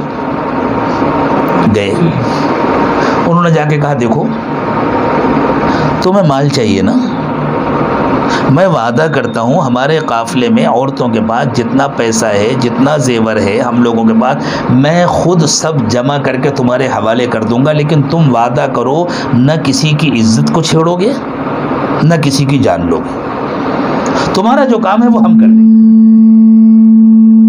حالانکہ ڈاکوؤں کا وہ سردار ان شرطوں کو ماننے والا نہیں تھا، وہ ڈاکو کیسا جو کسی کی مان لے، لیکن اس کے دل پر ایسا اثر ہوا، اس نے کہا ٹھیک ہے حضور آپ ایسا کیجئے، مجھے سارے زیور جمع کر کے دے دیجئے اور میں نہیں چھیڑوں گا، سب کو منع کر دیا، سب لوگ ہٹ جاؤ، سب ہٹ گئے۔ حضرت نے آ کر کے قافلے میں کہا کہ بھئی جس کے بعد جتنا زیور ہے جتنے پیسے ہیں سب نکال دو، میں سودا کر کے آیا ہوں، اپنی جان اور اپنی عزت بچانے کے لیے سب دے دو۔ سب نے اتار کے دے دیا۔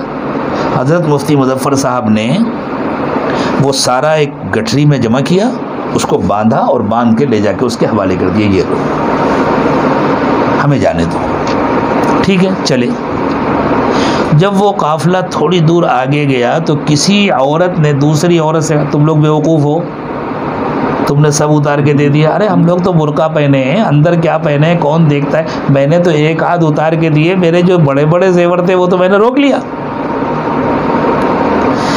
یہ بات مفتی مظفر صاحب کے کان میں پڑ گئی، سب تو گھر کی عورتیں تھیں، سخت ناراض ہوئے اور ناراض ہو کر کے کہا تم نے مجھے جھوٹا بنا دیا، نکالو فوراً سارا زیور۔ جب ہم نے زبان دے دی تو اب یہ ہمارا نہیں رہا، اس کا ہو گیا، نکالو فوراً۔ اتروایا زیور، قافلے کو وہیں روکا، تم لوگ یہ رکو، اور وہ بوڑھے آدمی لاٹھی ٹیکے ہوئے واپس آئے۔ ڈاکو لوگ بیٹھ کر کے آپس میں کچھ چائے پانی کر رہے ہوں گے، دیکھا وہ بڑے میاں چلے آ رہے ہیں تو ڈاکوؤں کا سردار سمجھا کہ شاید بڑے میاں اب آ کر کے خوشامد کریں گے، ہمارے گھر کی عورتیں بہت رو رہی ہیں، ہمیں معاف کر دو، ان کا مال واپس کر دو، ان کا زیور واپس کر دو۔ وہ ڈاکوؤں کا سردار اٹھا، کیا ہوا بڑے میاں؟ کہنے لگے بھائی معافی مانگنے کے لیے آیا ہوں، ایک بڑی غلطی ہو گئی تھی، ہم نے تم سے وعدہ کیا تھا کہ ہم قافلے کا سارا زیور تمہارے حوالے کریں گے، ہمارے قافلے کی ایک عورت نے کچھ زیور چھپا لیا تھا، اگر میں نہ دیتا تو میں جھوٹا ہو جاتا، اس لیے میں یہ دینے کے لیے آیا ہوں، یہ بھی لے لو۔ تو ڈاکوؤں کے سردار نے کہا آپ کاندھلا کے مفتی مظفر تو نہیں ہیں؟ اسے لگا اتنا سچا انسان اور کون ہو سکتا ہے، اپنی زبان میں، اپنی دیہاتی زبان میں آپ کاندھلا والے مفتی مظفر تو نہیں ہیں؟ تو انہوں نے کہا بھائی لوگ مفتی تو یوں ہی محبت میں کہہ دیتے ہیں، میں اس قابل تو نہیں ہوں کہ مجھے مفتی کہا جائے، ہاں مظفر میرا نام ہے، کاندھلا میں رہتا ہوں۔ اس نے اپنے ساتھیوں سے کہا ان کا سارا مال واپس کرو، ان کو ستا کر کے ہم جی نہیں سکتے، ہم ان کو ستا کر جی نہیں سکتے، لیکن ایمان والا یا ایسا سچا ہوتا ہے۔ ہمارا کیسا ایمان ہے؟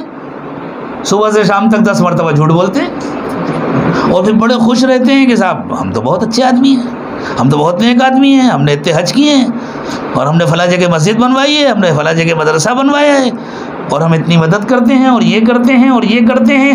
اللہ نے فرمایا مغفرت کے لیے سچا ہونا شرط ہے، اور صرف مرد کا نہیں، مردوں کا سچا ہونا بھی شرط ہے مردوں کی مغفرت کے لیے، اور عورتوں تمہارا بھی سچا ہونا شرط ہے تمہاری مغفرت کے لیے۔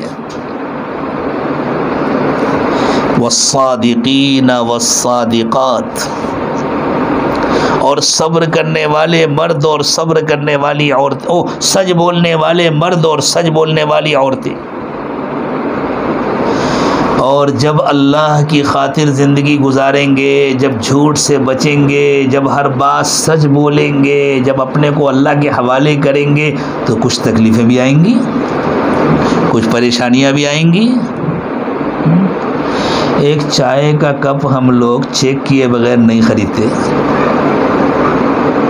اگر پیکٹ لا کر دکاندار رکھ دے کہ صاحب اس میں 1 درجن کپ ہیں، تو کہتے ہیں کھولو، ایک ایک کپ اٹھا، خاص طور سے عورتیں ایک ایک پیس نکال کر اس کو چیک کرتی ہیں کہ نہیں کرتی؟ کتنے کا ہوگا ایک کپ؟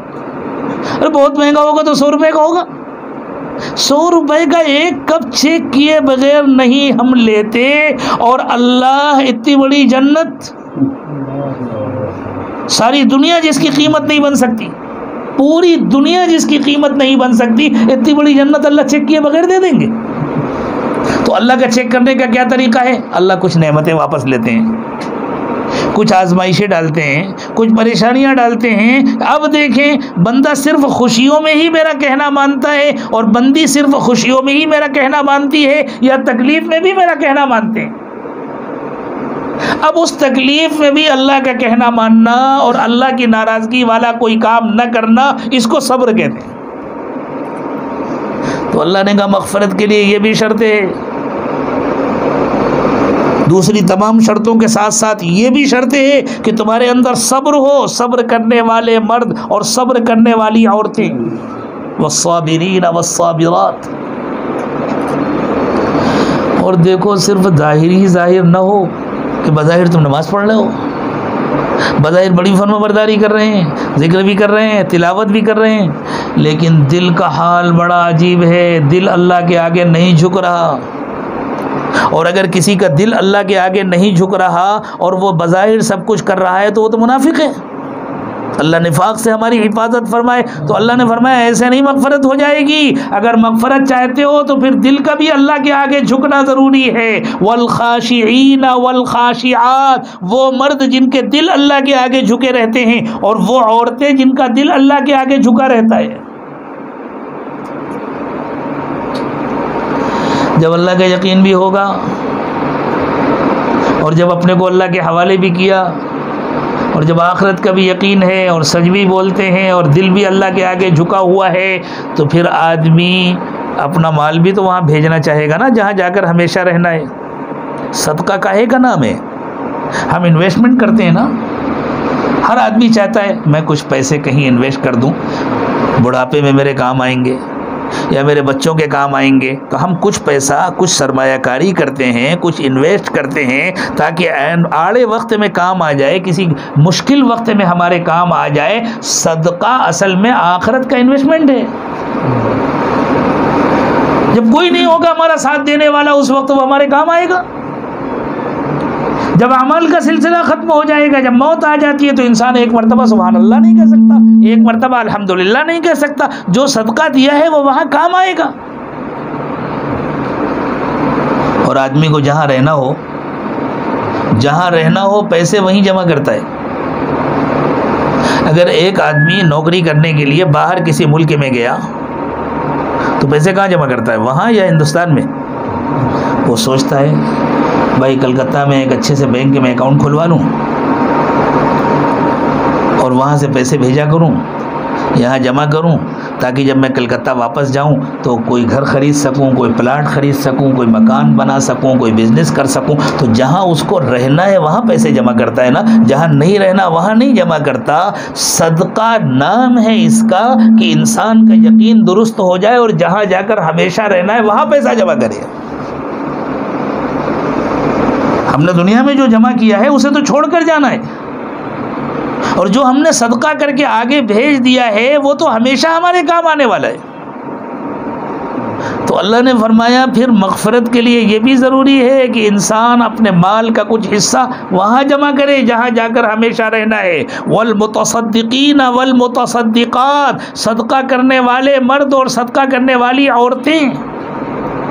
اور عجیب بات ہے، چونکہ دنیا کو بھی اللہ نے بنایا، آخرت کو بھی اللہ نے بنایا، ہم جب صدقہ کرتے ہیں تو صرف آخرت کا فائدہ نہیں ہوتا، ہمارے اس صدقے کی برکت دنیا میں بھی ملتی ہے۔ دنیا میں کاروبار میں برکت ہوتی ہے، دنیا میں گھر کے معاملات میں برکت ہوتی ہے۔ اور اللہ کے نبی صلی اللہ علیہ وسلم نے فرمایا صدقہ کر کے اپنے بیماروں کا علاج کیا کرو، صدقے کے ذریعے بیماریاں ختم ہوتی ہیں۔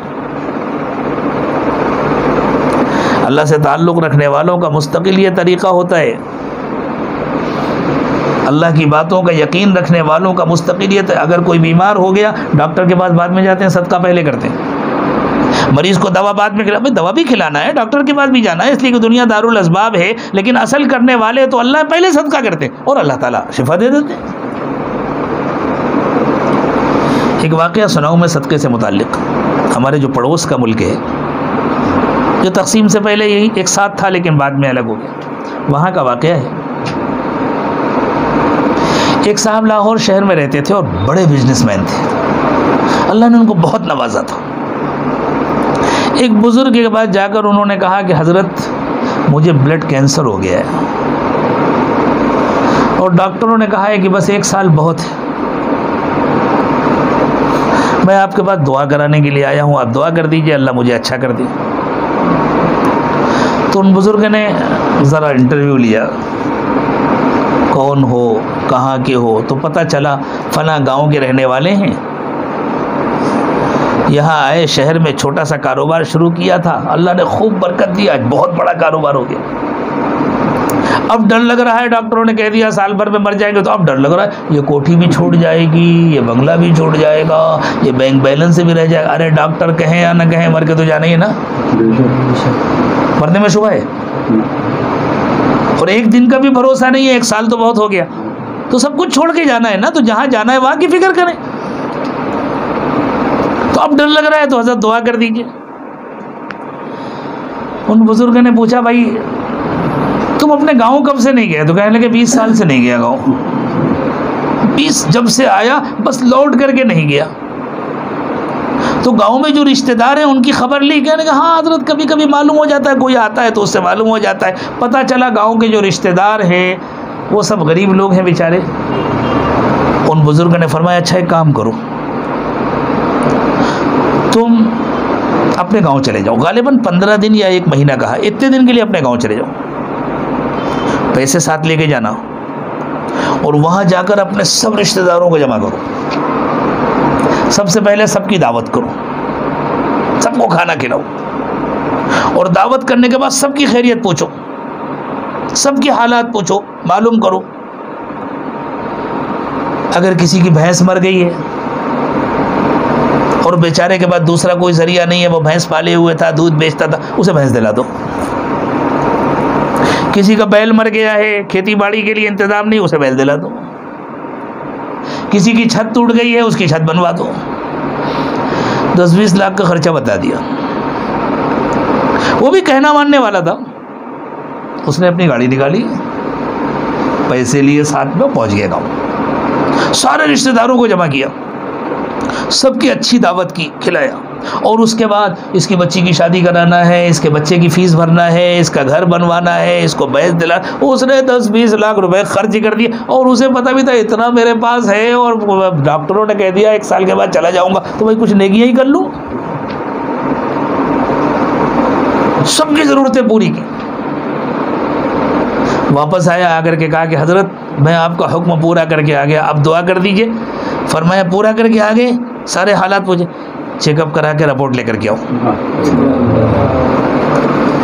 وہ بندہ چیک اپ کرانے کے لیے گیا، ڈاکٹروں نے کہا تمہیں کوئی بیماری نہیں ہے۔ پھر انہوں نے کہا دیکھو میں نے یہ علاج خود سے نہیں تجویز کیا تھا، اللہ کے نبی صلی اللہ علیہ وسلم نے ارشاد فرمایا ہے کہ صدقے کے ذریعے اپنا علاج کیا کرو، صدقے کے ذریعے آخرت تو بنتی ہی بنتی ہے، صدقے کے ذریعے دنیا بھی بنتی ہے، لیکن خوب یاد رکھو صرف صدقہ کرنا کافی نہیں ہے، باقی ساری شرطوں کا پورا ہونا بھی ضروری ہے۔ اللہ یہ ساری شرطیں بھی ہم سے پورے کرا دے، ہم اپنے کو اللہ کے حوالے بھی کریں، ہمارے دل کا یقین بھی درست ہو، ہماری زندگی میں فرما برداری بھی ہو، ہم جھوٹ سے بچتے بھی ہوں، اور ہم تکلیفوں پر صبر بھی کرتے ہوں، ہمارا دل بھی اللہ کے آگے جھکا رہتا ہو، اور پھر ہم اپنا مال بھی اللہ کی محبت میں خرچ کرتے ہوں۔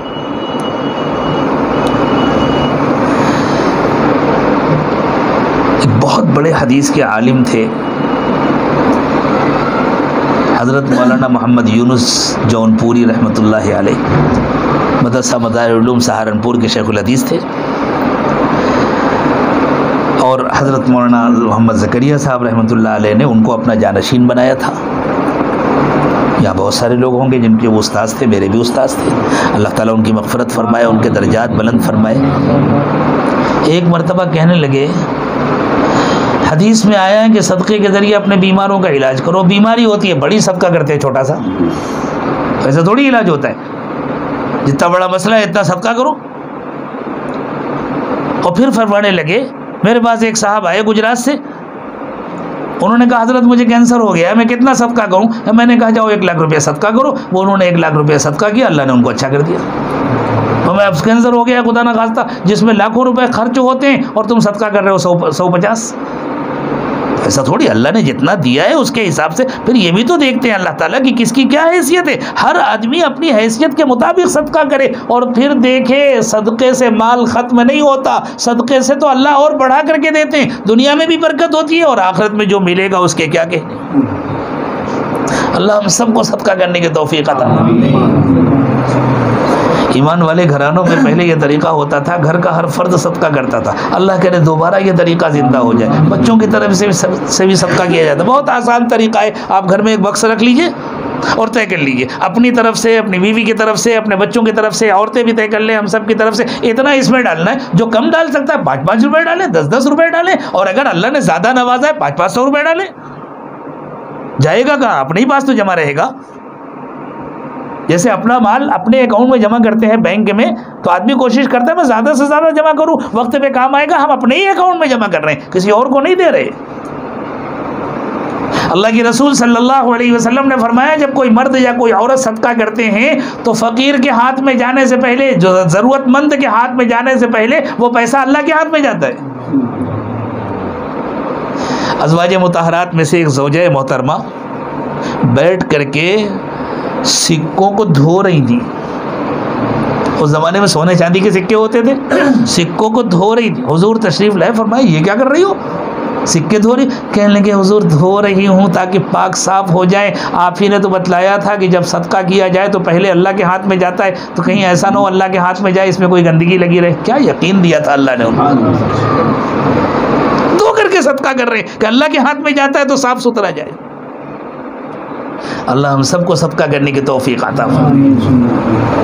والمتصدقین والمتصدقات، صدقہ کرنے والے مرد اور صدقہ کرنے والی عورتیں۔ اور دیکھیں جب کسی سے محبت ہوتی ہے نا تو انسان اس کی محبت میں بھوکا پیاسا رہتا ہے، نیند اڑ جاتی ہے، بھوک اڑ جاتی ہے۔ اللہ نے فرمایا ایمان والے کو سب سے زیادہ محبت اللہ سے ہوتی ہے، اور ہونی بھی چاہیے۔ اللہ سے بڑا مہربان کون ہے؟ سب کچھ تو ہمیں اللہ نے دیا ہے نا۔ ہمیں ماں باپ سے محبت ہے، ہونی چاہیے ماں باپ سے محبت، لیکن ہم کو ماں باپ کس نے دیا؟ اللہ نے دیا نا۔ دیکھو حضرت آدم کی نہ کوئی ماں نہ کوئی باپ، نہیں دیا ان کو اللہ تعالیٰ نے ماں باپ۔ حضرت عیسیٰ علیہ السلام کے کوئی باپ نہیں ہے، نہیں دیا اللہ نے ان کو باپ۔ تو ہمیں محبت کرنے والے ماں باپ اللہ تعالیٰ نے عطا فرمائے، وہ بھی تو اللہ نے دیے نا۔ ہم کو اپنی اولاد سے کتنی محبت ہے، ہونی بھی چاہیے، ہر انسان کو اپنی اولاد سے محبت ہونی چاہیے، لیکن اتنی پیاری اولاد ہمیں کس نے دیا؟ اللہ نے دیا نا۔ کتنے بیچارے اولاد کے لیے ترستے رہتے ہیں۔ ہمیں اگر اللہ تعالیٰ نے بھائی بہن عطا فرمائے، کتنے بیچارے ایسے ہیں جو اپنے ماں باپ کے اکلوتے ہیں، نہ ان کی کوئی بھائی، نہ ان کا کوئی بھائی، نہ ان کی کوئی بہن۔ اگر اللہ تعالیٰ نے ہمیں محبت کرنے والے بھائی بہن عطا فرمائے تو کس نے دیا؟ اللہ نے دیا نا۔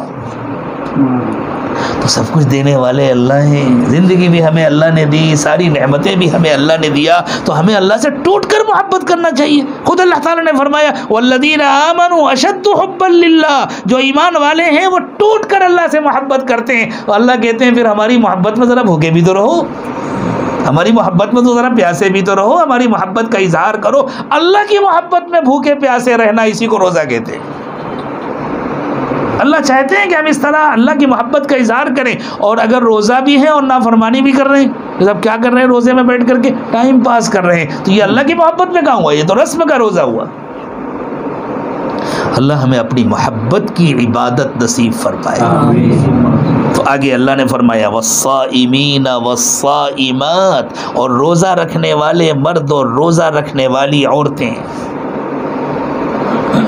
اور آگے اللہ تعالیٰ نے جو ہماری ضرورتیں پیدا کی ہیں، بھوک ہماری ضرورت ہے، بھوک مٹانے کے لیے کھانا ہماری ضرورت ہے، پیاس لگے تو پانی ہماری ضرورت ہے، گرمی سردی سے بچنے کے لیے لباس ہماری ضرورت ہے، ایسے ہی اللہ تعالیٰ نے ایک اور تقاضا ہمیں دیا ہے، مردوں کو بھی دیا ہے، عورتوں کو بھی دیا ہے، جس کو پورا کرنے کے لیے اللہ تعالیٰ نے نکاح کا پاکیزہ رشتہ عطا فرمایا ہے۔ اس تقاضے کے غلط استعمال کا نام زنا ہے، اس تقاضے کے صحیح پورا کرنے پر اللہ تعالیٰ راضی ہوتے ہیں، اللہ تعالیٰ خوش ہوتے ہیں۔ اور آج کل سب سے زیادہ گناہ اسی لائن کا ہو رہا ہے۔ ذرا تنہائی میں گئے، بچے ہوں یا بچیاں، اور موبائل ہاتھ میں ہے اور گناہ شروع۔ زنا تو آخری مرحلے کا نام ہے۔ اللہ تعالیٰ نے قرآن پاک میں حکم دیا، فرمایا وَلَا تَقْرَبُوا الزِّنَا، یوں نہیں فرمایا وَلَا تَزْنُوا، زنا مت کرو، فرمایا وَلَا تَقْرَبُوا الزِّنَا، زنا کے قریب بھی نہ جاؤ۔ کیا مطلب زنا کے قریب بھی مت جاؤ، نہ جاؤ؟ نامحرم کو دیکھو بھی نہیں، نامحرم کو چھوؤ بھی نہیں، نامحرم سے بات بھی مت کرو، نامحرم کے بارے میں سوچو بھی نہیں، بیٹھے ہوئے ہیں اس کے بارے میں سوچ رہے ہیں، راستہ چلتے کسی کو دیکھ رہے ہیں یا موبائل پر دیکھ رہے ہیں، سب نامحرم کو دیکھنا ہے نا، گندے مناظر کو دیکھ رہے ہیں اور اس کے بارے میں سوچ رہے ہیں، اور پھر اس کے بعد غلط حرکتیں کر رہے ہیں۔ یہ سب زنا سے قریب کرنے والی چیزیں ہیں، اللہ تعالیٰ نے ان سب سے منع کیا۔ تو اللہ نے فرمایا والحافظین فروجہم والحافظات، اور وہ مرد جو اپنی شرمگاہوں کی حفاظت کرتے ہیں، اور وہ عورتیں جو اپنی شرمگاہوں کی حفاظت کرتے ہیں۔ شرمگاہوں کی حفاظت میں گناہ کے خیالات سے بچنا بھی شامل ہے، گناہ کے اسباب اور اس کے مواقع اور اس کے دواعی سے بچنا بھی شامل ہے۔ ایسی جگہ بھی نہیں جاتے جہاں جانے سے گناہ کا خیال آتا ہے، ایسا کوئی کام بھی نہیں کرتے جس سے گناہ کا خیال آتا ہے۔ اس زمانے میں ایک بہت بری رسم ہو گئی ہے منگنی کی، اور منگنی ہو جانے کے بعد یوں سمجھا جاتا ہے اب تو پوری آزادی ہے، کم از کم اگر ملاقات نہ ہو تو فون پر بات چیت تو ہوتی ہے، اور منگنی نکاح نہیں ہے، اس لیے منگنی ہو جانے کے بعد بھی لڑکا اور لڑکی ایک دوسرے کے لیے نامحرم ہوتے ہیں، اور ان کی وہ گفتگو زنا ہوتی ہے، زنا ہوتی ہے، زنا۔ اور جس رشتے کی ابتدا گناہ سے ہو، جس رشتے کی ابتدا زنا سے ہو، اس رشتے کا انجام کیا ہوگا؟ یہ گھروں کے جھگڑے یا آپس کے اختلافات، اور پھر کہتے ہیں آصیب مسلط ہو گیا، شیطان مسلط ہو گیا۔ ارے شیطان کو تو تم نے دعوت دے کر بلایا ہے۔ طے کرو آج سے یہ غلطی نہیں کریں گے، یہ منگنی کوئی چیز نہیں ہے۔ جس دن کرنا ہے نکاح کرو، ہاں رشتہ طے کرو، لیکن دونوں الگ الگ، ایک دوسرے کے ساتھ نمبرات کی شیئرنگ نہیں، ایک دوسرے کے ساتھ کوئی بات چیت نہیں۔ جب تک نکاح نہ ہو جائے اس وقت تک بات چیت کرنا حرام ہے، اور اگر یہ اطمینان نہیں ہے کہ بات چیت سے بچ سکیں گے تو نکاح کرو، نکاح کر دو چاہے رخصتی میں کچھ تاخیر ہو جائے، اس لیے کہ نکاح کے بعد رشتہ ہو گیا، اب بات چیت کرنا حلال ہے۔ اب ایک دوسرے سے ویڈیو کالنگ کرو تب بھی حلال ہے، کہیں ملاقات بھی ہو جائے تب بھی حلال ہے، کوئی حرج نہیں ہے۔ لیکن یہ فکر اسے ہوگی نا جسے آخرت کی فکر ہو۔ ہم لوگوں کا مسئلہ تو یہ ہے کہ آخرت کا یقین ہی دل سے نکل گیا ہے، اس لیے سارا کام منمانی کے طور پر کرتے ہیں۔ بس یہ کہ ہم مسلمان ہیں، مسلمان بن کر کے سارے گناہ کر رہے ہیں، دوسرا غیر مسلم بن کر کے گناہ کر رہے ہیں، گناہ یہ بھی کر رہے ہیں، گناہ وہ بھی کر رہے ہیں، یہ بھی اللہ سے نہیں ڈر رہے، وہ بھی اللہ سے نہیں ڈر رہے، تو انجام کیا ہوگا؟ جب زندگیاں دونوں کی ایک جیسی ہوں گی تو اس کا خطرہ ہے کہ انجام بھی دونوں کا ایک جیسا ہوگا۔ اس لیے اللہ نے فرمایا والحافظین فروجہم والحافظات، اور وہ مرد جو اپنے شرمگاہوں کی حفاظت کرتے ہیں اور وہ عورتیں جو اپنے شرمگاہوں کی حفاظت کرتی ہیں۔ اتنی صفات آ گئی، اتنی شرطیں ہیں، ان کو پورا کرنا ہے۔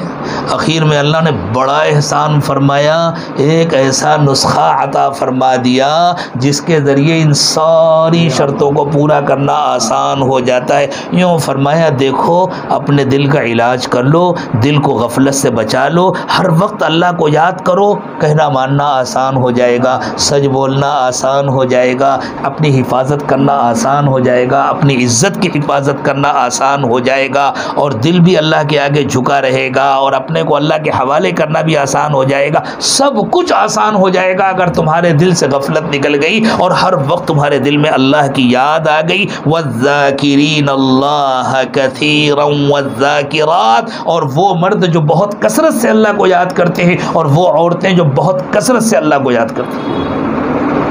قرآن پاک میں اللہ تعالیٰ نے صرف ذکر کا حکم نہیں دیا، کثرت ذکر کا حکم دیا ہے۔ صرف ذکر کا حکم نہیں دیا، کثرت سے ذکر کرنے کا حکم دیا ہے۔ اور کثرت سے ذکر کرنے کا کیا مطلب؟ کثرت سے ذکر کرنے کا مطلب ہے ہر پل دل میں اللہ کی یاد رہے۔ اسی لیے اللہ تعالیٰ نے ذاکرین کا تذکرہ کیا، ارشاد فرمایا الذین یذکرون اللہ قیاما وقعودا وعلی جنوبہم، سمجھدار اور عقل مند وہ لوگ ہیں، وہ مرد اور وہ عورتیں جو کھڑے ہوں تو اللہ کو یاد کرتے ہیں، بیٹھے ہوں تو اللہ کو یاد کرتے ہیں، لیٹے ہوں تو اللہ کو یاد کرتے ہیں۔ چوتھی کوئی حالت تو نہیں ہوتی نا، تین ہی حالتیں ہوتی ہیں۔ ابھی ہم لوگ بیٹھے ہوئے ہیں، ابھی آئے تھے تو چل کر آئے تھے، کھڑے ہو کر آئے تھے۔ ابھی آپ لوگ رات میں نماز سے فارغ ہو کر کے، کھانے سے فارغ ہو کر کے اپنے اپنے بیڈ پر جائیں گے، اپنے بیڈ روم میں جائیں گے، آرام کریں گے تو لیٹے ہوں گے، سر کے بل تو کوئی نہیں کھڑا ہوتا۔ تین ہی حالتیں ہوتی ہیں، یا تو انسان کھڑا ہوتا ہے، یا بیٹھا ہوتا ہے، یا لیٹا ہوتا ہے۔ اللہ نے فرمایا ذکر یہ مطلوب ہے، تم کھڑے ہو تو تمہارے دل میں اللہ کی یاد ہو، تم بیٹھے ہو تو تمہارے دل میں اللہ کی یاد ہو، تم لیٹے ہو تو تمہارے دل میں اللہ کی یاد ہو۔ جب جنگ ہو رہی ہوتی ہے، دشمن کا مقابلہ ہوتا ہے، وہاں تو ذرا چوکے اور گئے، اور جس زمانے میں قرآن نازل ہوا تھا اس زمانے میں تو نیزوں سے اور تلواروں سے جنگ ہوتی تھی، ایک دوسرے پر آمنے سامنے سے حملہ ہوتا تھا۔ آج کی طرح تو ہوتا نہیں تھا کہیں چھپے ہوئے ہیں اور وہاں سے فائرنگ کر رہے ہیں، یا اوپر سے آئے اور بم گرا کر کے چلے گئے۔ آمنے سامنے کا مقابلہ ہوتا تھا، ذرا چوکے اور گئے۔ اللہ تعالیٰ نے اس وقت بھی فرمایا کہ جب تمہارا دشمن سے ملاقات ہو، دشمن سے تمہارا مقابلہ ہو، فَاثْبُتُوا، جم کر کے مقابلہ کرو، وَاذْكُرُوا اللَّهَ كَثِيرًا، اور اس وقت بھی کثرت سے اللہ کو یاد کرو، اس وقت بھی تمہارے دل میں غفلت نہ آنے پائے، اس وقت بھی اللہ کو یاد کرو۔ جب وہاں بھی اللہ کی یاد ضروری ہے تو پھر ہمارے گھر میں کیسے اجازت ہو سکتی ہے کہ ہم غفلت کا کوئی وقت گزاریں؟ ہمارے آفس میں کیسے اجازت ہو سکتی ہے؟ ہمارے بیڈ روم میں کیسے اجازت ہو سکتی ہے؟ کسی وقت کو غفلت کے ساتھ گزارنے کی اجازت نہیں ہے۔ ذکر کی یہ محنت کر کے دیکھیں، باقی ساری شرطوں کا پورا کرنا آسان ہو جاتا ہے، اور اگر ذکر کی یہ محنت نہیں ہوئی تو باقی شرطیں نہیں پوری ہو پاتی۔ اسی لیے اللہ تعالیٰ نے اس کو آخر میں بتلایا کہ تم پریشان نہ ہو جاؤ کہ اتنی شرطیں کیسے پوری کریں گے، اس کو کرو، وہ سب پورا کرنا آسان ہو جائے گا۔ اس پر دار و مدار ہے۔ وَالذَّاكِرِينَ اللَّهَ كَثِيرًا وَالذَّاكِرَاتِ، اور وہ مرد جو کثرت سے اللہ کو یاد کرتے ہیں۔ کثرت کا مطلب ذہن میں رکھیے گا، کثرت سے یاد کرنے کا مطلب ہر پل یاد کرنا، ہر وقت یاد کرنا۔ القرآن یفسر بعضہ بعضا، اللہ کے نبی صلی اللہ علیہ وسلم نے فرمایا قرآن کی آیات ایک دوسرے کی تفسیر کرتی ہے۔ دوسرے موقعوں پر اللہ تعالیٰ نے صاف صاف بتلا دیا، ہر پل اللہ کو یاد کرو، ایک لمحہ بھی غفلت میں نہ گزرنے پائے۔ اللہ کے رسول صلی اللہ علیہ وسلم نے ارشاد فرمایا شیطان انتظار میں بیٹھا رہتا ہے، جس پل دل کو، انسان کے دل کو، مرد یا عورت کے دل کو غافل پاتا ہے وہ اپنا وسوسے کا انجیکشن لگا دیتا ہے، اور جب تک دل میں اللہ کی یاد رہتی ہے اس وقت تک اس کی ہمت نہیں ہوتی قریب آنے کی۔ تو والذاکرین اللہ کثیرا والذاکرات، اور بہت کثرت سے اللہ کو یاد کرنے والے مرد اور بہت کثرت سے اللہ کو یاد کرنے والی عورتیں، اعد اللہ لہم مغفرۃ واجرا عظیما، اللہ نے ان کے لیے مغفرت بنائی ہے اور اللہ نے ان کے لیے بہت بڑا بدلہ بنایا ہے۔ اللہ کہتے ہیں ہم نے تو بنایا تمہارے لیے۔ دیکھیں آدمی پیسے بچا بچا کے رکھتا ہے، کاہے کے لیے رکھتا ہے؟ بچوں کے کام آئے گا۔ اللہ نے ساری نعمتیں بنائی دنیا کی اور آخرت کی۔ اللہ کے کوئی بچے ہیں؟ متخذ اللہ من ولد، اللہ کی کوئی اولاد نہیں، کوئی بیوی نہیں ہے۔ متخذ صاحبۃ ولا ولدا، نہ اللہ کی کوئی بیوی، نہ اللہ کے کوئی بچے، نہ اللہ کو خود کھانا ہے، نہ اللہ کا کوئی خاندان ہے، نہ اللہ کی کوئی بیوی ہے، نہ اللہ کے کوئی بچے ہیں۔ ساری نعمتیں اللہ نے کس کے لیے بنائی؟ اللہ کہتے ہیں بندوں اور بندیوں ہم نے ساری نعمتیں تمہارے لیے بنائی ہیں، تم ہمارا کہنا تو مانو۔ اور دنیا چونکہ ہماری نظر میں بہت حقیر ہے، اس لیے دنیا میں تو ہم نعمتیں سب کو دیتے ہیں، مومن کو بھی دیتے ہیں، کافر کو بھی دیتے ہیں۔ یہ امتحان گاہ ہے، جیسے امتحان حال میں جس کو ایک بھی سوال نہیں آ رہا، ایک بھی سوال کا جواب نہیں آ رہا، پنکھے اس کے لیے بھی چل رہے ہوتے ہیں، پانی مانگے تو اس کو بھی پانی مل جاتا ہے، چائے مانگے تو اس کو بھی چائے مل جاتی ہے، پینسل ٹوٹ گئی مانگے تو اس کو پینسل بھی مل جاتی ہے، کاغذ ختم ہو گیا مانگے تو اس کو کاغذ بھی مل جاتا ہے۔ حساب تو بعد میں ہوگا کون پاس ہوا کون فیل ہوا، امتحان حال میں سب کچھ مل جاتا ہے، لیکن بعد میں وہ سب کچھ زندگی بھر اس کو ملتا ہے جو پاس ہوا، جو فیل ہوا اسے بھگا دیا جاتا ہے۔ بالکل اسی طرح اللہ کہتے ہیں دنیا دار الامتحان ہے، اس لیے یہاں ہم سب کو ساری نعمتیں عطا فرماتے ہیں، آخرت میں صرف اسی کو دیں گے جو پاس ہوگا، جو فیل ہوگا اس کو کچھ نہیں دیں گے۔ تو سب کچھ اللہ نے ہمارے اور آپ کے لیے بنایا ہے، ہم ذرا ڈھنگ کے تو ہو جائیں۔ اللہ کی کسی کام کا نہیں ہے کہ اللہ بچا کر کے رکھیں، ہم اپنے پیسے بچا کر کے رکھتے ہیں، ہم اپنا سامان بچا کے رکھتے ہیں، اس لیے کہ ہمیں اپنے بچوں کی فکر ہوتی ہے، ہمیں اپنی نسلوں کی فکر ہوتی ہے۔ اللہ کے پاس ایسا کوئی نہیں ہے، ہم ہی ہیں سب کچھ، سب بندوں کے لیے بنایا ہے اللہ تعالیٰ نے۔ تو اللہ فرماتے ہیں تم اتنا کام کر لو۔ اور پھر عجیب بات ہے، اللہ کہتے ہیں ہاں ہمیں معلوم ہے شیطان تمہارا دشمن ہے، تم کرنا چاہو گے تو شیطان رکاوٹ بنے گا، تم کرنے کا ارادہ کرو شیطان سے تم کو میں بچاؤں گا، اللہ وعدہ کرتے ہیں تم کرنے کا پکا ارادہ کرو تم کو شیطان سے میں بچاؤں گا، لیکن اگر تم کرنے کا ارادہ نہیں کرو گے میں اپنی حفاظت اٹھا لوں گا، پھر شیطان تمہیں قدم قدم پر گرائے گا، قدم قدم پر لنگڑی لگائے گا اور پھسلائے گا اور تم کو گرائے گا، لیکن اگر تم نے پکا ارادہ کر لیا میں تم کو شیطان سے بچاؤں گا۔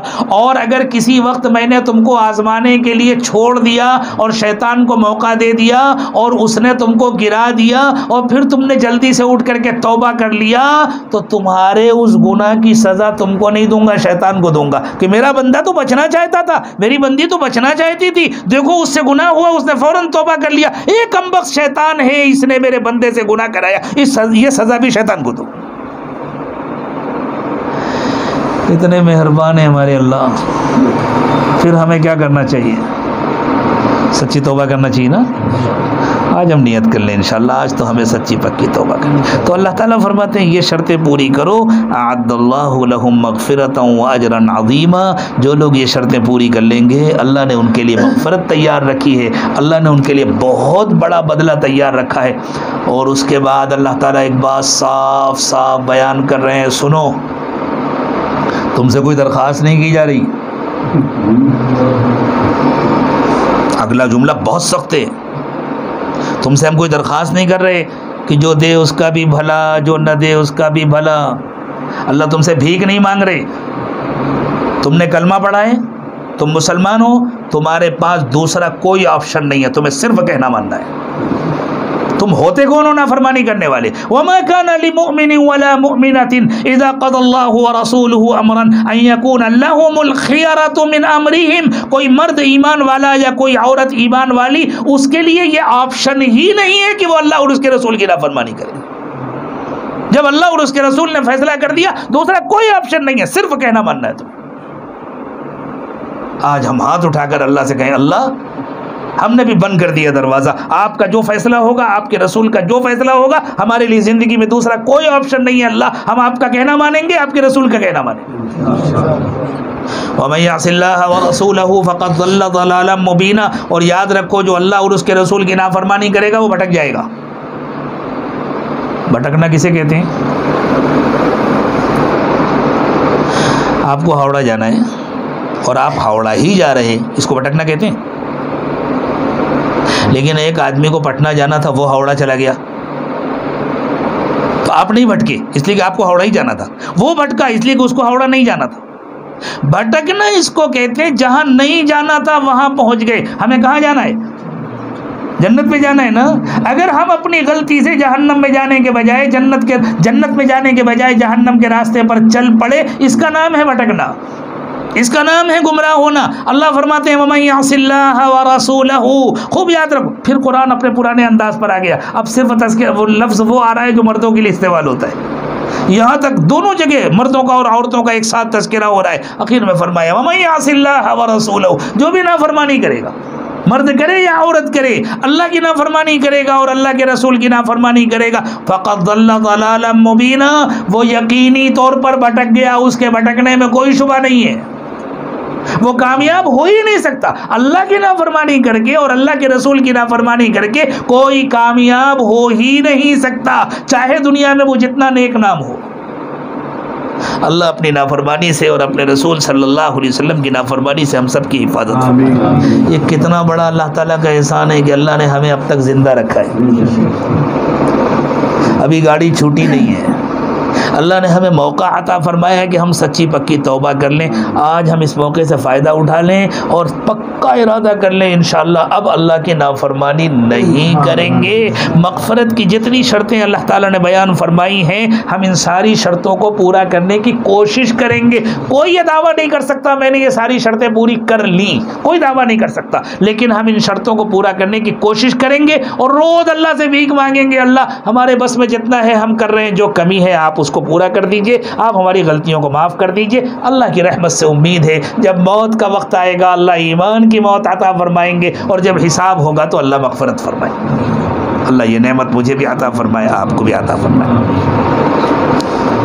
دعا کرنی ہے یا توبہ کے کلمات بھی پڑھانے ہیں؟ جو لوگ توبہ کرنا چاہتے ہیں اور سلسلہ عالیہ نقشبندیہ میں داخل ہونا چاہتے ہیں, وہ سلسلے میں داخل ہونے کی نیت سے ان کلمات کو پڑھ لیں, مرد بھی اور خواتین بھی, ورنہ کم از کم توبہ کی نیت سے تو سبھی لوگ پڑھیں. بسم اللہ الرحمن الرحیم.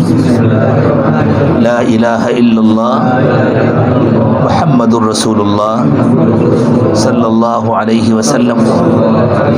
آمنت باللہ وملائکتہ وکتبہ ورسله واليوم الآخر والقدر خيره وشره من الله تعالى والبعث بعد الموت. آمنت بالله كما هو بأسمائه وصفاته وقبلت جميع أحكامه. أشهد أن لا إله إلا الله وأشهد أن محمدا عبده ورسوله. أستغفر الله ربي من كل ذنب وأتوب إليه برحمتك یا ارحم الراحمین. اللہ تعالیٰ ہماری اس توبہ کو قبول فرما لے, ٹوٹنے سے اللہ اس کی حفاظت فرمائے, آخری سانس تک اللہ تعالیٰ اس پر استقامت نصیب فرمائے. ہمارے بزرگوں نے کچھ معمولات بتلائے، ان کو غور سے سنیں اور پھر ان کو پورا کرنے کی کوشش کریں۔ صبح اور شام کی تسبیحات کا اہتمام کریں، ایک تسبیح استغفار کی، ایک تسبیح درود شریف کی، یہ تو ہے لازمی، ساتھ میں تیسرے کلمے کا بھی اضافہ کریں تو کوئی حرج نہیں۔ جو حضرات پہلے سے 3 تسبیحات پڑھنے کے عادی ہیں، ان کے معمولات میں شامل ہیں، ان کے لیے وہی 3 تسبیحات کافی ہیں۔ روزانہ قرآن پاک کی تلاوت کریں، 1 پارہ ہو تو بہت اچھا ہے، ورنہ جتنا آسانی سے ہو سکے لیکن پابندی سے تلاوت کریں۔ ہاں ایک بات کا خیال رکھیں، اگر قرآن صحیح تجوید کے ساتھ پڑھنا بچپن میں نہیں سیکھ سکے تھے تو اب سیکھنے کی کوشش کریں، کسی سے وقت لیں، کوئی آن لائن کلاس ہو اس میں شریک ہو جائیں، یا کسی امام صاحب سے، کسی عالم صاحب سے تھوڑا سا وقت لے کر خوشامد کر کے، ان کی کچھ خدمت کر کے، اور پھر ان سے فائدہ اٹھائیں اور تھوڑا تھوڑا کر کے قرآن صحیح پڑھنا سیکھیں، اس لیے کہ قرآن اللہ کا کلام ہے، قرآن کا حق ہے کہ اس کو صحیح پڑھا جائے، صحیح پڑھے، چاہے تھوڑا تھوڑا پڑھے لیکن صحیح پڑھیں۔ اسی طرح چلتے پھرتے اٹھتے بیٹھتے ہر وقت دل میں اللہ کا دھیان رکھیں تاکہ کثرت ذکر ہو سکے، ہر وقت دل میں اللہ کا دھیان رکھیں، اور دل میں اللہ کی یاد جمانے کے لیے روزانہ 15-20 منٹ صبح اور 15-20 منٹ شام، کم از کم 15-20 منٹ، پھر اللہ اور توفیق دے تو آپ گھنٹوں کریں گے انشاءاللہ۔ مراقبہ کر لیا کریں، مراقبہ نام ہے دل سے اللہ کو یاد کرنے کا، چونکہ یاد کی جگہ اصل دل ہے، تو دل کے اندر اللہ کی یاد جم جائے، دل میں اللہ کی یاد بیٹھ جائے، ہمارا دل جاری ہو جائے، ہمارا دل ذاکر ہو جائے، اس کے لیے یہ مراقبہ ضروری ہے کہ 15-20 منٹ اس طرح آنکھ بند کر کے سر جھکا کے پورا دھیان دل پر جما کر بیٹھیں اور یہ نیت کریں کہ اللہ کی رحمت آ رہی ہے، میرے دل میں سما رہی ہے، میرے دل سے گناہوں کو دھو رہی ہے، اور میرا دل کہہ رہا ہے اللہ اللہ اللہ، زبان سے اللہ اللہ نہیں کہنا، بس یہ نیت کرنا ہے کہ دل اللہ اللہ کہہ رہا ہے، میں سن رہا ہوں۔ مرد بھی اسی طرح کریں، عورتیں بھی اسی طرح کریں، اور مہینے میں 1 مرتبہ واٹس ایپ کے ذریعے سے اپنے حالات کی اپنے شیخ کو اطلاع کریں۔ اگر کوئی واٹس ایپ نہیں استعمال کرتا، چھوٹا فون استعمال کرتا ہے، تو اسے اجازت ہے آپ SMS کر دیں، SMS میں حالات لکھ دیں۔ اردو لکھیں تو بہت اچھی بات ہے، چونکہ اردو ہماری دینی زبان ہے، اس کو باقی رکھنا، اس کو حفاظت کرنا، اس کو زندہ رکھنا ہماری ذمہ داری ہے، اس لیے میں سب کو تاکید کرتا ہوں اردو میں لکھیں۔ نہیں آتا پھر بھی کوشش کریں لیکن اردو میں لکھیں۔ اگر پھر بھی بہت دشوار ہے اردو میں لکھنا تو پھر رومن اردو میں لکھیں، یعنی انگریزی حروف میں اردو لکھیں، لیکن صاف صاف اسپیس دے کر لکھیں تاکہ پڑھنا آسان ہو، سمجھ میں آئے، اور کیپٹل لیٹر میں نہ لکھیں، اسمال لیٹر میں لکھیں، اس کو پڑھنا ذرا آسان ہوتا ہے۔ کیپٹل لیٹر میں تو دیکھ کر کے ایسا لگتا ہے جیسے کوئی چیخ کر کے بات کر رہا ہو، اور وہ آپس میں جڑ جاتے ہیں تو ان کو پڑھنا بھی آسان نہیں ہوتا، مشکل ہوتا ہے۔ اتنے کام کریں گے نا انشاءاللہ، پھر دیکھیں اللہ تعالیٰ زندگی میں کیسے برکت لاتے ہیں، اور کوشش کریں کہ ہمارا ہر کام سنت کے مطابق، ہمارے سیمپل اور ہمارا نمونہ اور ہمارے آئیڈیل تو حضرت محمد صلی اللہ علیہ وسلم ہے، ہمارا ہر کام سنت کے مطابق ہو۔ سنت سے زیادہ خوبصورت کوئی طریقہ نہیں ہو سکتا۔ اللہ نے ہمیں خوبصورت طریقہ عطا فرمایا ہے تو ہم بدصورتوں کی نقل کیوں کریں؟ سب سے خوبصورت حضرت محمد صلی اللہ علیہ وسلم، اور ہر کام کرنے کا سب سے خوبصورت طریقہ حضرت محمد صلی اللہ علیہ وسلم کا طریقہ، مردوں کے لیے حضور اکرم صلی اللہ علیہ وسلم کا طریقہ، عورتوں کے لیے ازواج مطہرات کا، حضور کی بیٹیوں کا، حضرت فاطمہ کا، حضرت زینب کا، حضرت ام کلثوم کا، اور دیگر ازواج مطہرات کا طریقہ عورتوں کے لیے نمونہ ہے۔ تو ہم اپنے گھروں کو سنت سے آباد کریں۔ اللہ تعالیٰ سب کو توفیق عطا فرمائے۔ دعا سے پہلے تھوڑی دیر مراقبہ کر لیں، آنکھیں بند کر لیں، سر کو جھکا لیں، دنیا اور دنیا میں جو کچھ بھی ہے اس سب سے ہٹ کٹ کر اللہ کی یاد میں کھو جائیں۔ یہ نیت کریں کہ اللہ کی رحمت آ رہی ہے، میرے دل میں سما رہی ہے، میرے دل سے گناہوں کو دھو رہی ہے، اور میرا دل کہہ رہا ہے اللہ اللہ اللہ۔ زبان سے اللہ اللہ نہ کہیں، بس یہ سوچیں کہ دل اللہ اللہ کہہ رہا ہے اور ہم سن رہے ہیں۔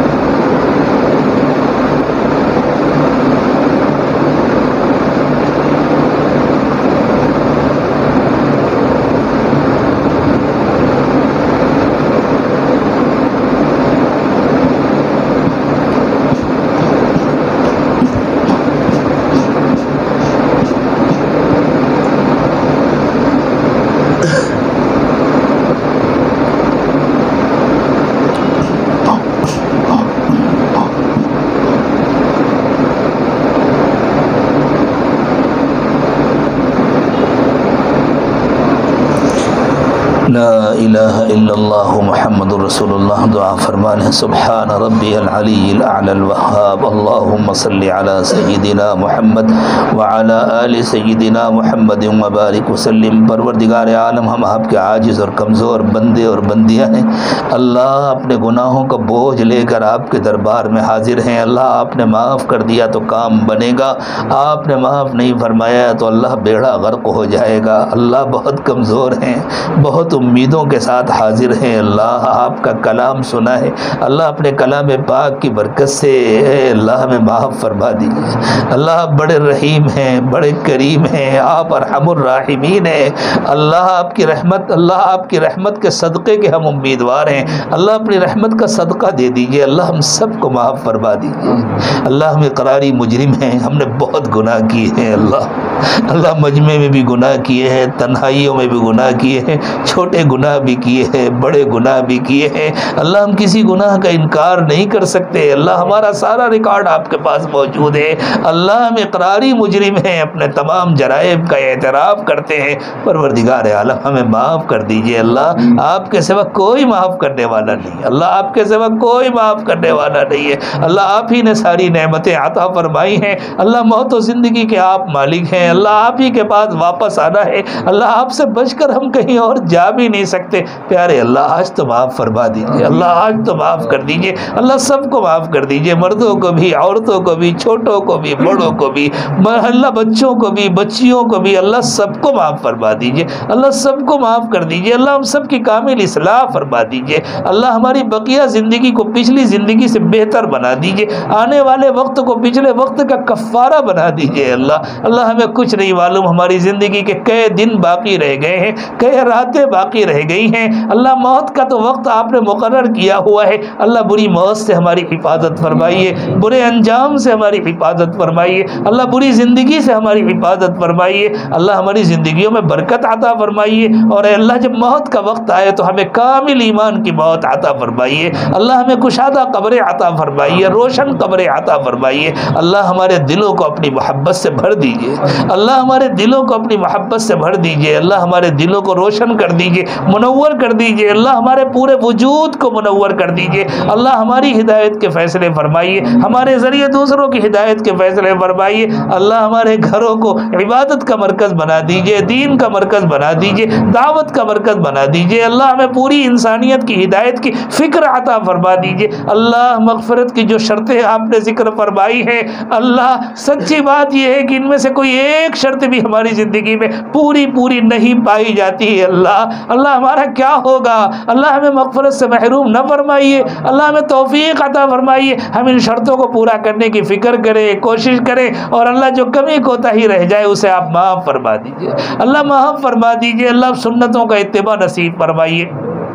اللہ جھوٹ سے ہماری حفاظت فرمائیے. اللہ بے حیائی کے کاموں سے ہماری حفاظت فرمائیے. اللہ بے حیائی کے کاموں سے ہماری حفاظت فرمائیے. نفس اور شیطان کے پیچھے چلنے سے ہماری حفاظت فرمائیے. اللہ ہمارے نفس کو پاک و صاف کر دیجئے، ہمارے دلوں کو پاک کر دیجئے. اللہ اپنے غیر کی محبت سے ہمارے دلوں کو پاک کر دیجئے. اور اللہ اپنی محبت نصیب فرمائیے. اللہ تمام بیماروں کو شفا عطا فرمائیے. تمام پریشان حالوں کی پریشانیاں دور فرما دیجئے. جو مقروض ہیں اللہ ان کا قرض ادا کرا دیجئے. جو بے روزگار ہیں ان کو حلال و پاکیزہ روزگار عطا فرمائیے. جو بے اولاد ہیں ان کو نیک و صالح اولاد عطا فرمائیے. اللہ جو اولاد والے ہیں ان کی اولادوں کو نیکوکار بنائیے، اطاعت گزار و فرما بردار بنائیے. اللہ جو بے گھر ہیں ان کو اپنے فضل و کرم سے ان کا اپنا ذاتی گھر عطا فرمائیے. اللہ سب کی پریشانیاں دور فرما دیجئے. اللہ بچوں اور بچیوں کے لیے اچھی تعلیم و تربیت کا انتظام فرمائیے. اور مناسب وقت پر ان کے لیے اچھے اور مناسب رشتوں کا انتظام فرمائیے. ان کو خوشیوں بھری زندگیاں عطا فرمائیے. اور اللہ جن کے رشتے ہو چکے ان کی زندگیوں کو بھی خوشیوں سے بھر دیجئے. گھروں کے اختلافات دور فرما دیجئے. اللہ گھروں کو نافرمانیوں سے خالی کر دیجئے. اللہ ہمارے دلوں کو بھی گناہوں کے خیالات سے خالی کر دیجئے. اللہ ہمارے دلوں کو غفلت سے محفوظ فرما دیجئے. ہمارے گھروں کو نافرمانی سے خالی کر دیجئے. اللہ ہمارے گھروں کو عبادت سے آباد کر دیجئے. اللہ ہمارے گھروں کو عبادت سے آباد کر دیجئے. اللہ اپنے نبی پاک صلی اللہ اللہ علیہ وسلم کی پیاری سنتوں کو ہماری پہچان بنا دیجئے اللہ، ہمیں سنتوں کا ایسا عاشق اور خوگر بنا دیجئے دور سے دیکھ کر دیکھنے والا پہچان لے یہ محمد رسول اللہ کا غلام ہے، یہ مرد محمد رسول اللہ کا غلام ہے، یہ عورت حضرت محمد صلی اللہ علیہ وسلم کی امتی ہے، یہ حضرت فاطمہ کے نقش قدم پر چلنے والی ہے، یہ ازواج مطہرات کے نقش قدم پر چلنے والی ہے۔ اللہ عورتوں کی بھی کامل اصلاح فرما دیجئے، مردوں کی بھی کامل اصلاح فرما دیجئے اللہ، قیامت تک آنے والی ہماری نسلوں کو جہنم سے محفوظ فرما دیجئے اللہ، سب کو ہدایت پر استقامت نصیب فرمائیے اللہ، سب کو گمراہی سے بچا دیجئے اور اللہ ہمارے ذریعے دوسروں کی ہدایت کے فیصلے فرمائیے اللہ، ہر کچے پکے گھر میں اپنا دین پہنچا دیجئے اور ہم کو ذریعے اور سبب کے طور پر قبول فرما لیجئے اللہ، اٹھنے سے پہلے ہم سب سے راضی ہو جائیے اللہ، اٹھنے سے پہلے ہم سب سے راضی ہو جائیے اللہ، ایک درخواست ہے آپ سے اور اللہ آپ سے نہ مانگیں تو پھر کس سے مانگیں اللہ، ہمیں اس وقت تک دنیا سے واپس نہ بلائیے گا جب تک آپ ہم سے راضی نہ ہو اللہ، جب تک آپ ہم سے راضی نہ ہو جائیں، جب تک آپ ہمیں معاف نہ کر دیں اور جب تک ہماری مغفرت کا فیصلہ نہ فرما دیں اللہ، اس وقت تک ہمیں دنیا سے واپس نہ بلائیے گا اللہ، اس کے بغیر اگر ہم دنیا سے واپس چلے گئے اللہ، ہم برباد ہو جائیں گے اور اللہ ہمارے جہنم میں جانے سے آپ کا کوئی فائدہ نہیں ہوگا اور اللہ اگر آپ نے ہماری مغفرت فرما دی تو آپ کا کوئی نقصان نہیں ہوگا اللہ، ہم سب کو جہنم سے بچا دیجئے اللہ، ہم سب کو جنتی بنا دیجئے اللہ، سب کے دلوں کی جائز تمنائیں اور مرادیں پوری فرما دیجئے اللہ، دور قریب جن لوگوں نے بھی دعاؤں کے لیے کہا یا ان کو ہم سے اچھی توقعات ہیں محض اپنے فضل و کرم سے سب کی دنیا اور آخرت کی ساری ضرورتیں پوری فرما دیجئے وصلی اللہ تعالی علی خیر خلقہ محمد وعلی آلہ واصحابہ اجمعین برحمتک یا ارحم الراحمین۔